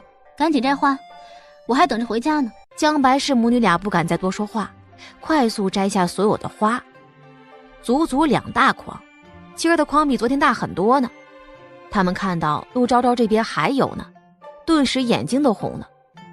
这些金银花全部加起来，不得卖他个10几两银子呀！江白氏更心疼了。哎呀，要是都给他的话，那不就能还这个小贱妇一部分银子了？不过算了，只要这个小贱妇死了，以后这银子都是他的。老大媳妇儿，咱们是不是该下山了？下山吧。金银花采摘35斤，奖励种田积分加3500，上山4小时加40种田积分，总积分7880。陆昭昭毫不犹豫地兑换了归元丸，归元丸兑换成功，种田积分减5000，总积分2880。物品已放入宿主系统空间。有了这个归元丸，江燕青便能好起来。等他考取功名之后，他便能过上好日子了。不过他得先知道这江燕青到底值不值。江白氏恨恨地看向陆昭昭，恨不得把这个小贱妇谋害在山里。可这个陆昭昭健步如飞的，哪像是个大家闺秀啊，他根本就跟不上。这些金银花都搬到我房中去。凭什么？老大媳妇儿，你这些金银花要是没有我们帮着一起卖，你咋弄去城里呀？不劳烦娘费心了，你只要知道我不会短了你们的吃喝就好了。自然，你们的辛苦费我也会酌情考虑的，否则你如何能赚了银子还我呢？哼，这还不都要进这个小贱妇的腰包去了？陆昭昭也不跟他们废话了，一把拽过江白氏手中的筐篓，目光也落在江蓉儿身上去。我爸还不行吗？要不是大哥娶这个女人回来，我哪里需要干活？大哥死了就好了，只要大哥一死，这个女人也得死。哼，不管是谁，只要死一个就行。我搬进来了，咱们还没做饭呢。大嫂，给我粮食。陆昭昭看他一眼，先把金银花放在木板床上。江燕青错愕地看向眼前这3筐金银花，这线下除了大山里面，这外围能吃的东西几乎全都没了。娘子带他们去哪儿找到这些的？大嫂，你可是当家人呢，总得让大伙吃饱饭吧？你也知道我当家，我自然不会饿着你们的，但是不能你要，而是我给。若是让江家人养成从他这要东西的习惯，那日后岂不是更管不住了？他打算好了，在美人夫君出席之前，江家这些人都是他现成的奴才。你，陆昭昭神色如常，打开柜子，拿了剩下的玉米面，倒了差不多有2斤出来。今晚做饼子吃，我在厨房后的小坛子里看到还有不少的猪油，记得用上。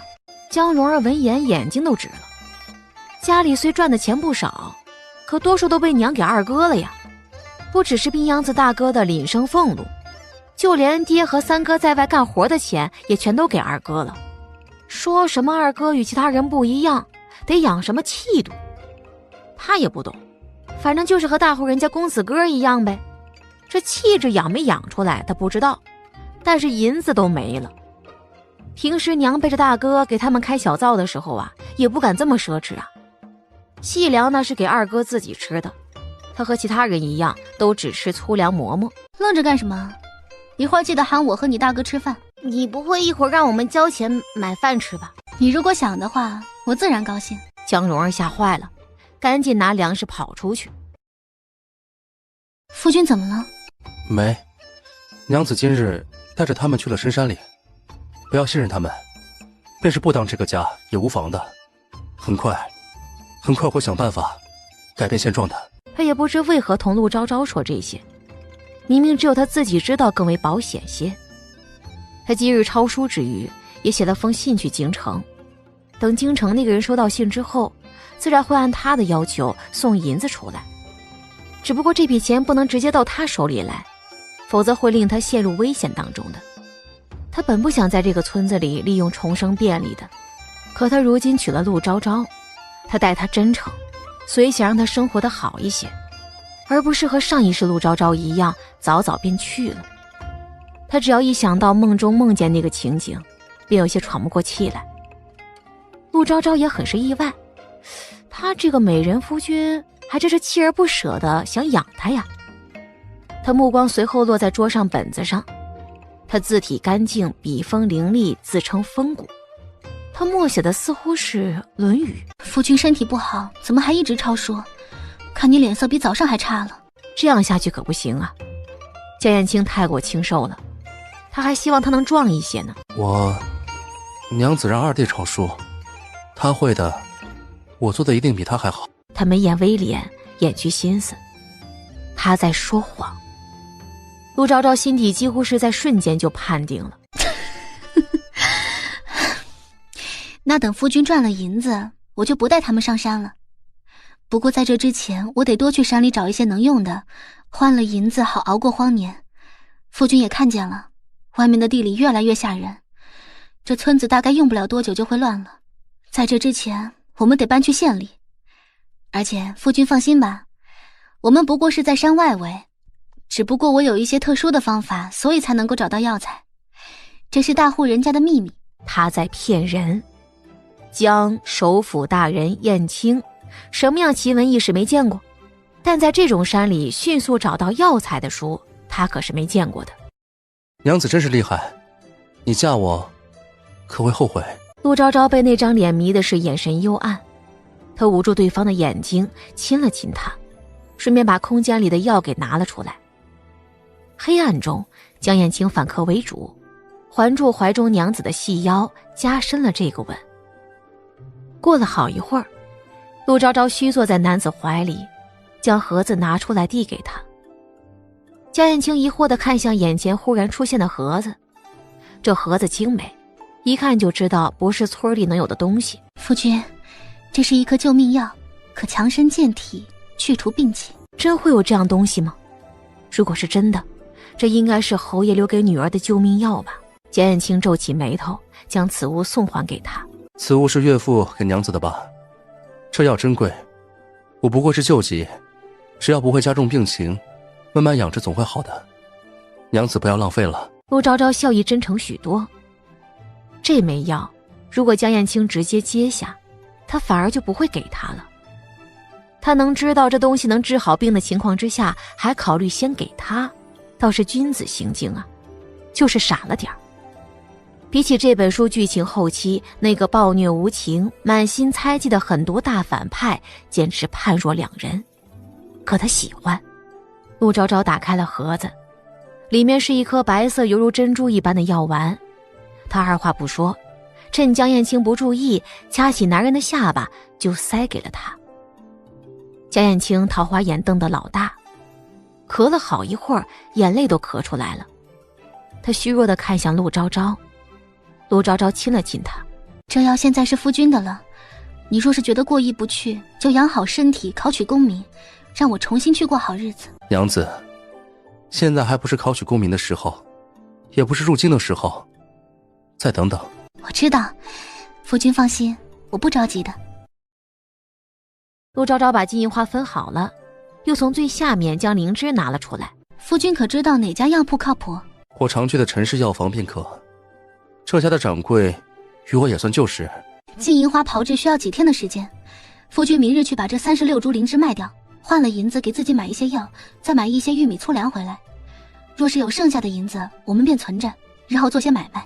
若是我明日身子好些了，我愿去县城里卖掉它们。陆昭昭也有些含糊了，这要多久能好呢？于是就默默问起了系统。999，这归元丸要多久才能见效果？999种田系统为您服务。归元丸服用之后，会在1个月内彻底清除身体里的病气，大概半小时就会有些效果。陆昭昭这才放了心，若半小时有些效果的话，明儿咋地也能出门了吧？吃饭啦！娘为吃熊大嫂特意用了好些猪油呢，还把家里前几天从孙婆子那儿买回的鸡蛋给炒了。夫君，该吃饭了。哎，她才刚成亲，竟就病得需要娘子扶着。爹，三哥，你们可算回来了。荣呀，这是咋了？咋还要哭啊？爹，娘给大哥娶了个大嫂。哎呀，这就是陆大哥家的闺女吧？亏得陆大哥愿意把闺女嫁到咱们这穷乡僻壤来。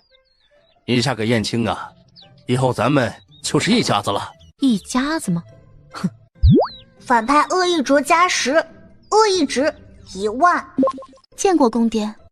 哎呀，哎，好孩子。公爹，按着改口的规矩，应该给我一份礼。咋还要给银子？他手里这么点银子，还要给老二拿出来报个礼仪班子呢。公爹难道不欢迎我吗？不是说是一家人吗？江大成抓抓口袋，抠2个铜板出来，一脸愁色。老大媳妇儿啊，这次去城里做工，咱们没赚啥钱，这2铜板啊，你先收着，等以后咱家日子好了，一定补给你。多谢公爹。江大成愣住了，都愣着干啥呢？喊你去叫个人吃个饭，你是去喊死人了？这么慢？哎呦，你个死人，咋才回来呀？你啥也不管，去了城里就不给信儿。你知道我这阵子是咋过的？我都要活不下去了呀！哎呀！哎呀，老婆子，你这是干啥呀？儿女都在呢。是啊，娘，我们都累了一天了。是啊，娘，还是先让爹和老三进去，咱们吃了饭再说吧。对，啥事儿啊？咱们一会儿说。你这是干啥？这是一家之主的位置，是你公爹的位置，你懂不懂个规矩？还大户人家出来的呢。娘，您贵人多忘事儿啊。现在江家当家人是谁？江白氏愣住了。既然这是一家之主的位置，那现在自然是我的了。白纸黑字的，谁还能抵赖不成？哎呀，老大媳妇儿啊，这女人家怎么能当家呢？公爹，是娘说家里日子不好过，所以我才当家的。家里前2日连玉米糊糊都照得出影子，今日我当家，公爹看看如今吃的是什么？照着你这个吃法，咱家说不定没2天就要吃垮了。你哪里会管个家？吃垮了再说，现在来看，娘似乎挑不出来不好吧？更何况白纸黑字，娘是想抵赖了？江白氏再次愣住。江大成也没有想到，这个儿媳妇竟会这么难缠呢。说起来，既然已经提到了这儿，公爹和三弟接下来是不是也要住在家中了？县城里的活儿都干完了，接下来一家子都在家干活。那太好了，就请公爹和三弟也把手印按了吧。啥？公爹和三弟既然都要在家中了，那自然也得吃家里的。现在家中吃的是我来供着，而且契上写了是全家都要听我的。公爹和三弟若是不愿意的话，那咱们还是衙门里见吧。娘欠我的银子可不光彩呢。哎呀，老大媳妇儿，这要不然咱们吃了饭再说。什么事情都要先来后到，这事儿先提的，还是先说这事儿吧。老大，你还愣着干啥呀？还不劝劝你媳妇儿？咱们可是一家人，一家人咋说这些话呀？爹，还是先签契吧。昭昭的嫁妆没了，我总不能让她再受其他欺负。她爱心一意，为了这个家。这算什么破话呀？咱们可是一家人，你非得让你媳妇儿拿着欠条，成天威胁你娘和你爹，这家里日子以后还要不要过了？也可以不过，与其让昭昭受委屈，不如我亲自休了她，让她去公堂告娘，而不用像现在一样辛苦为了这个家。江白是恨不得立刻掐死他。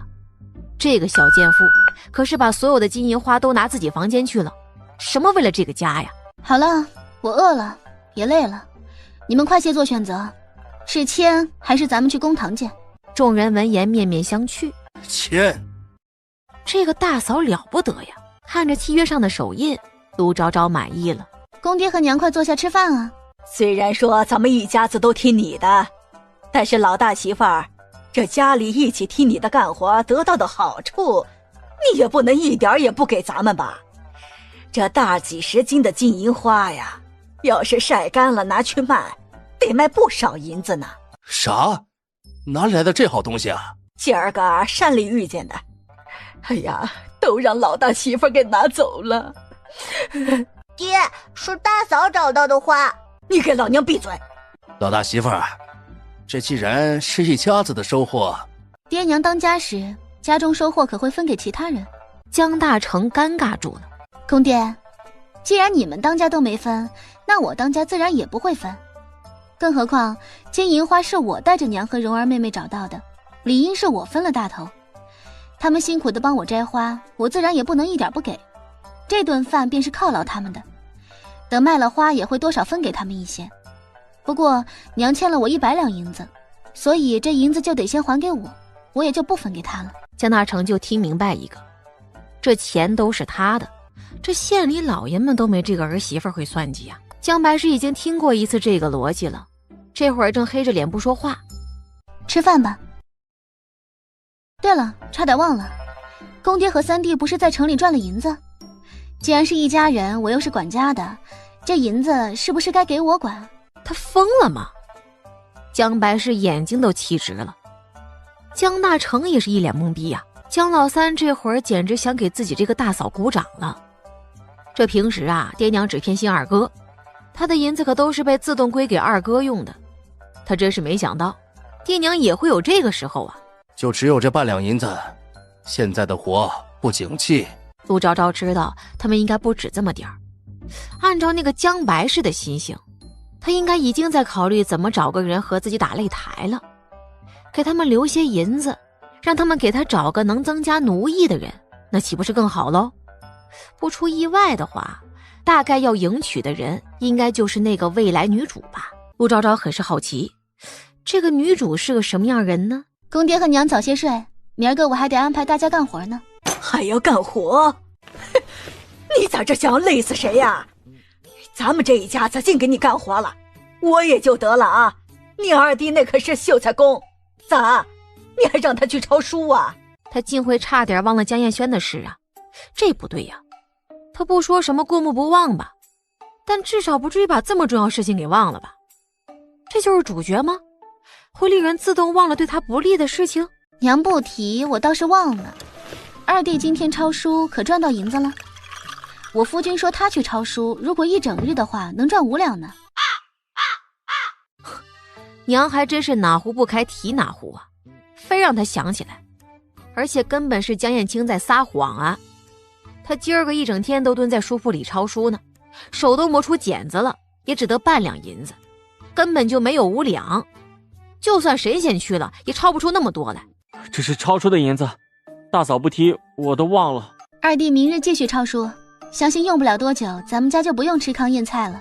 大嫂，这银子是我抄书所得，你总不能都拿着，要给娘欠你的银子减少一些才行。娘今日供你吃的饭？娘今日虽然没供我吃饭，但是我吃饭用不上5两银子。你读书出门科举，难道也不用家中银子？你今日吃饭，明日就不吃？你能天天抄书？你书院里能允许你天天去？这银子是你今日的饭钱吗？这是你接下来那么多不能干活的日子里白吃白住的钱。在那一瞬间，江彦轩甚至开始怀疑自己说的是不是真有问题啊。你们没事了吧？没事，我们走了。夫君，我们该回去了。你咋着把银子给他了？不给他也不能走，就当是息事宁人了。咱家啥最重要你忘了？成吧，你这次一共带回来多少银子？我得去给咱们家二郎提亲去啊。咋着，在村里也找个媳妇儿，咱家二郎不得有个更好的？而且，你咋让陆家这个嫁给大郎了？就该嫁给咱家二郎啊！他家可是京城人。谁知道姓陆的是干啥的？再说了，我都找人给算过了，村长家的小闺女和咱家二郎是最合适的。咱家二郎娶了她，那就是啥？哦，对，龙游9天。嘿，不敢乱说。行了，赶紧把剩下的银子给我，我现在就去和村长家说，带着二郎一起去说。这也太少了吧？娘，我和爹这次去的财主家没给赏钱，是去给人家做苦活，这还是我和爹俩人攒起来的呢。这去了2月，给这些银子已经不得了了。行了，你们可真是没能耐。二郎今日抄书能赚5两银子，要不是被那个小贱妇拿走了，还需要你们俩的？娘，此事，娘，咱们还是先去村长家吧。好，咱们呀这就走。爹，你们也太偏心了，家里的银子都给了二哥，我咋办啊？胡说啥呢？你二哥日后好了，还能没你的好处？你赶紧着回去收拾一下，铺床去。你屋子里这会儿都多久没人住了？荣丫儿，你去帮着一起。夫君，你出门在外总不能没银子，以后家里的活、抄书的活你都不用做了。他又要把银子分给他吗？娘子，抄书不累的，我若是不抄书，岂不是连娘子都养活不了？夫君放心吧，这不是有江家一家子养着我们呢。江燕青眨眨眼睛，好一会儿蓦地笑起来，好似听到什么有趣的笑话一般，笑得眼泪都流出来了。许是上天看他凄苦吧，所以才特意将陆昭昭留下，让他娶了她，好让他开心吗？夫君笑够了，笑够了便拿着银子，只要夫君出息，科举有出息，这一家子就翻不出我的手心。反派恶意值减30，种田积分加3000，总积分5880。还有这等意外之喜吗？江燕青微微敛眸，他娘子所提的事情实在是太有趣了。曾经几乎是恨不得把他炸得连骨头都不剩的一家子人，如今反过来供养他吗？这比直接宰了他们，比让他们看他回到京城将皇子之位重新给夺回来要来得更加刺激有意思。为此他愿意再等上一等。娘子深恩，我不知如何报答。这话术他熟啊。娘子，夫君若是真想报答我，不如以身相许。就是不知道你现在……看着面前笑起来当真犹如狐狸精一般的人，他快步将人抱到木板床上。灯影摇曳，第二日清晨，屋子里空空荡荡的，并没有江燕青的身影。不过桌上的野百合换成了海棠，陶罐的下面还压着一张纸条，上面写道：我去城中卖灵芝，娘子在家望一切安好，若有委屈带我回家细说。他倒是够细心的呀。玉儿呀，你快些进来，我给你准备了好些吃食呢，都是你轩二哥特意让我准备的。哟，这是女主来了？看样子昨日他们登门还很成功的呀，否则对方也不会亲自上门呢。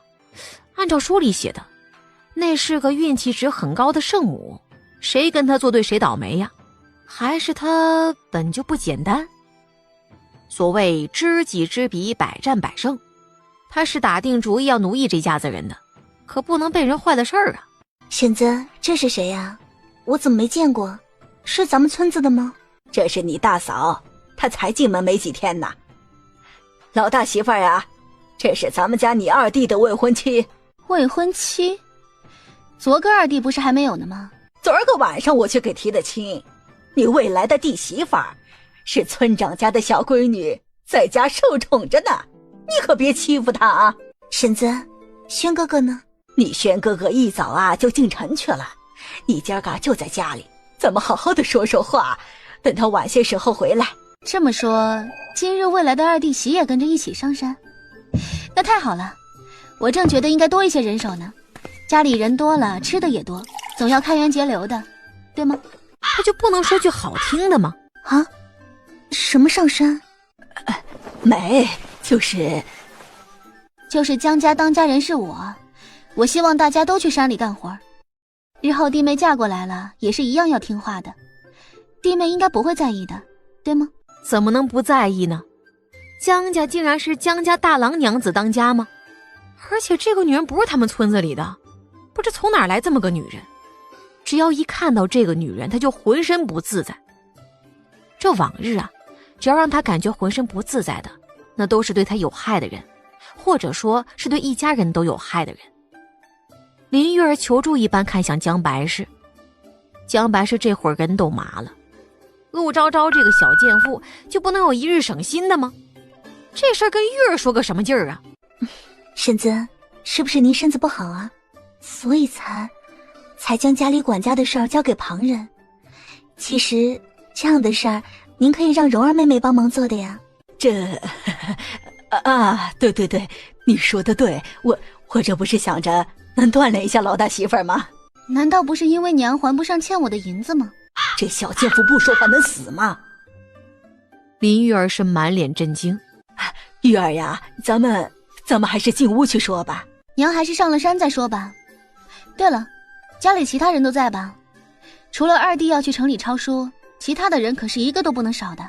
既然都要做一家人了，这进山里干活的事儿，他怎么能跟其他人上山去呢？他天生的运气，不管做什么都能成功的。只要他进山去，那些猎物会自动死在自个儿面前。这还没进门呢，怎能让这个大嫂捡这个便宜呢？玉儿可是村长家的闺女，哪里去干过活呀？再说了，玉儿可是个福星，凭啥跟你占便宜？她不能跟着进山。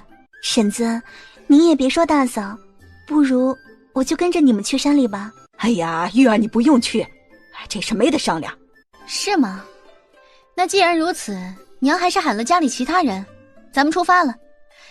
至于你，我们家无人，只怕也不方便招待呢。江白氏无语了，林玉儿脸色更加难看了。看这样子，这江家还真是这个女人当家呀。她本还想着呢，等自己嫁过来之后，凭她的好运气，能慢慢在江家当家呢。在这个村子里，谁家心腹不都是熬着？这个女人凭什么当家呢？娘，还愣着做什么呢？哼，想利用别人打压她吗？真是妄想！都愣着干啥呢？走了，上山干活。大嫂，咱们今天还去玩吗？对，还上山玩。公爹娘，咱们该去山里了。还没用早饭呢。不干活就没吃的，想吃什么等山里回来再说吧。这大嫂比城里老爷们还抠门呢。玉儿呀，要不你先回去，等着晚上你轩哥哥回来了，我让他去找你。那我先回去了。婶子，你上山可要注意身子骨，别累坏了。这个女人真的太漂亮了。林玉儿眼中的恶意被她刻意掩住，不过竟是半点没逃过陆昭昭的眼睛。哼，她见的人多了去了，任何人的小心思，她只要一眼便能猜到。看样子这个女主也不是什么傻白甜呢。既然如此，那她也不用客气了。今儿个咱们还找金银花？娘，那东西只能碰运气，难道还能特意去找不成？今儿个我带大家来，是希望大家能打猎的。咱们往山里走一走，不然家里就要揭不开锅了啊！让江家几个人给他打猎去，他开启系统打猎版图，而他自己采药去。那些金银花用作粮食，安顿江家人给他打工。哎，不对，纠正一下，应该是为他卖苦力，已经足够了。若是再多一些药材，那他岂不是亏了？更何况江家这些人贪婪，说不定到时候会动什么心思呢。陆昭昭把算盘打得特别响，又看了眼系统光屏，果然光屏上已将打猎和采药都给开启了，开始倒计时。你疯了？你这是想让咱们家一起去死啊？你咋这么狠毒的心肠啊？那大山里头，就是常年在山里住的猎户也不敢去，你让咱们家这些人去，这不是送死吗？就是啊，大嫂，你要是不能当家就别当了嘛。我现在还饿着呢，哪里有当家的人让家里人挨饿的道理啊？哎呀，老大媳妇儿，这事儿不是我们不乐意，实在是太危险了。你这不是为难一家子呢？公爹这么说的话，那我也不反驳的。不过这打猎的事儿你们必须得干。昨个我在山里发现了野兔子窝，因为不想打草惊蛇，所以没动。啥？你咋不早说呀？你昨儿个咋不说？就是，都说狡兔三窟，要是给跑了咋整？我不会打猎啊，我这个人最善良了，根本没法对猎物下手。我也怕娘和蓉儿妹妹不会打猎，所以没说呢。现在你们可以去了吗？你说，我们这就去。公爹和娘，你们带着人过去就好了。我的话就在这儿等等。我这身子骨不好，走几步路就不太行呢。对了，那一窝兔子有5只，我可是看见的，不要想糊弄我。他居然不去吗？吃吗？大嫂你可真好。大哥吃了吗？大哥他平常都不吃啥东西的，一直不吃饭，大哥就该饿死了。陆昭昭有些意外。大嫂，你拿回家给大哥哥吃，大哥哥吃了就不会病了。这江家的劣根里竟还有这样的好孩子。谢谢你的饼子，等你大哥吃了就会好起来的，到时候让他再给你带好吃的。我要去别处转转，你跟着我一起吧。陆昭昭去了新的地方，便开始采集灵芝了。在采集100株灵芝的时候，999出来了。恭喜宿主采集灵芝100株，奖励种田空间1平米乘2，奖励灵泉水低级乘3，宿主采集技术升级为2级，开启技能面板。他这采集技术一升级，发现采灵芝的速度也更快了。这一片灵芝有120株呢，可以说十分的罕见。不过这个地方很偏，如果没有系统地图在，这村里人根本就不敢来这一片。采灵之后，陆昭昭又抓些野草给盖在上面，顺着原路返回。宿主雇佣关系的江家人狩猎到5只兔子和1只山鸡，算作宿主所得。恭喜宿主成功狩猎兔子、山鸡，奖励灵泉水低级乘10，系统空间1平米乘3，强身健体完成1。公爹娘，可狩猎成功了啊！成功了，3只兔子呢。是吗？那小妹衣服里动弹的是什么？拿出来吧。老大媳妇儿，这好歹也是我们动手抓的。是啊，不过是我的消息，和金银花一样，我会分给公爹和娘还有家里人一份好处，给你们提供饭菜。这份银子也要记在娘欠我的账里。这就是又是1文钱都没有。老大媳妇儿，你说让一家子给你娘还债，那总得让我们有个数啊。这兔子你打算分我们多少？还有你娘说的金银花。金银花是我发现的，娘和蓉儿妹妹只出了1把子力气，我就按着现在县城里给的人家出苦力的价钱好了。不知是多少银子？3文钱1个时辰。江白是恨不得立刻毒哑这个儿子，这不是傻吗？非得说实话。今天也一样，1个时辰3文钱，吃用都算在我头上。毕竟我们是一家人，我总要大方一些的。娘和蓉儿妹妹昨天再加上公爹你们今日，一共能分得70文钱，不到1钱银子，我会给你们记账的。这得还哪辈子去啊？足足100两银子呀，1000文钱才是1两银子。公爹和娘有什么意见吗？如果有的话，那我们还是公堂见面吧。江白是真的恨不得抽死当时进了老大房中的自己呀。现在好了，被这个小贱妇给赖上了。还有荣丫头也是啊，咱那天就没推这个小贱妇下山去，让她死啊。江大成也听明白了，这是要一家人给他做苦力呀，而且谁要是不乐意的话，就要来个鱼死网破。不过现在也没别的法子了，只能先忍着，等日后老二出息了，一家子才能苦尽甘来呀。成，只要老大媳妇儿你别饿着家里人。今天咱们是啥年景你也看见了，我没啥要求，只要一家子能活着，咱们就都听你的。至于银子，放在你那儿也是一样的，毕竟咱们都是一家人。银子放他这儿，哼，感情是觉得这银子是他们的，当真做了个春秋大梦啊。既然如此，兔子拿来吧。荣丫头，赶紧把兔子给你大嫂。宿主采集结束，奖励积分30，总积分5910。宿主解锁2级采集技术成功，额外奖励种田积分500，总积分6410。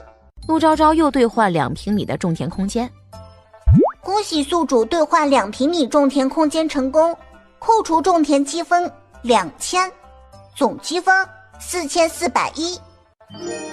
路上，陆昭昭把种田空间点了下自动种植，瞬间小麦全部种满了。娘，你藏在筐篓里的山鸡一会儿就炖了吧。他咋就知道呢？江大成是更加心疼了，这可是他们的意外收获呀。咋？这可是我们的意外收获。可是我给公爹和娘付了工钱，在山里的时候，任何一份收获都该是属于我的。那小贱妇给那点钱，居然还打着这么大的谱。怎么，公爹和娘觉得后悔了？我们不是一家人了吗？那我之前的那些东西也不必与你们分了吗？那70文钱的债就不用免去了？不过我心善，供给你们的粮食就不算账了。我呸！你少小黑我的银子！既然娘不准备放弃那70文钱，就把鸡炖了吧。我也不是每天都愿意和你们说理。孩子他爹呀，你这还管不管了？这都欺负到我头上来了。管？咋管？你签的欠条不要了，赶紧炖鸡汤去吧。正好咱家老二也许久没吃这好东西了。咱家多少人？他和老大才2人。江燕青从外面回来的时候啊，院子里已经是鸡肉味飘香了。老大呀，爹有些话想和你说呀。哼，这到底不是自己儿子。老大，爹知道你娶了娘子，这心里头难免护着他，但是你也得看看家里，总不能让他一直这么欺负你娘啊。你看看你娘现在，当初你娘为了生下你，可是9死1生。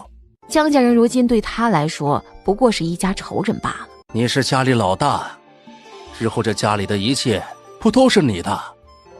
可现在爹和你娘还活着呢，你让你媳妇儿管着这个家，传出去也不好听。爹说的是，那我明日休了昭昭，是由他去状告我娘好了。你现在咋这样了？你就看着咱们家人都被他欺负着。爹说笑了，如果不是娘动了昭昭的嫁妆，就不会有这些事。这些年我的俸禄供养全家，按照家里的条件，昭昭的银子应该很容易还清的。爹，银子呢？这银子都给二弟花了，所以娘拿不出。这此事怪不得昭昭，我也不会管他要。自然爹要是想别的办法伤害昭昭的话，我不会善罢甘休的。她是秀才娘子，她有什么不妥的，我都会找家里。咋？你还想不孝？怎么会呢？不过二弟也要成亲了吧，他也会有娘子，我的娘子遭遇什么，会100倍的报复在二弟未来娘子的身上。你可真是翅膀硬了呀。爹还有什么事？江大成冷哼着不说话，江燕青转身就走了。娘子，夫君你回来了，怎么样？药材可卖掉了？你身体如何了？我爹给我的药好用吗？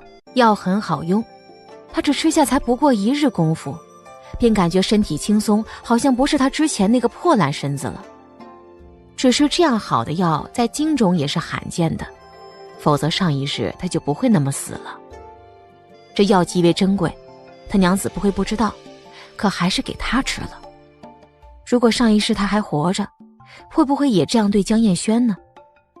只要想到这个可能性，江燕青忍不住生出一丝杀意来，想要杀掉那个可能会得他全心全意付出的人。反派恶意值加10，恶意值9980。陆昭昭讶然看向他，这好端端的他就问几句话而已呀，这美人夫君心情就差了。娘子的药极好用，往常得缠绵病榻10数日的病症，如今不过1夜的时间就已经好了，身子也是前所未有的轻松。谢谢娘子。夫君身子好了，我就安心了。昨日我抄书得了1两半的银子，娘子的灵芝人家给了5两，按照娘子的意思，我买了2两银子的粗粮，有200斤。现在粮食价钱涨得很快，几乎是去年的3倍。粮食我让人晚上的时候运进村子，免得被人发现，惹人惦记。这粗粮价涨得离谱，怕是要饿死人了。吃饭啦！我们去吃饭吧。鸡汤呢？鸡汤还在厨房里放着呢。老二今儿个出门抄书1整天了，现在还没回来，这肉吃不上，总要喝点汤啊。这家子人还真是没有半点自觉呀。他养着他们是为奴役他们的，不是为他们给自个儿找麻烦添堵的。一个家里无规矩不成方圆。娘，趁着人都在，我也该给大家立规矩了。咋？你的规矩还不够大呀？你还想干啥？按照契约，一家人在还清那100两银子之前，都需要无条件服从我这个当家人的命令。筷子捡起来。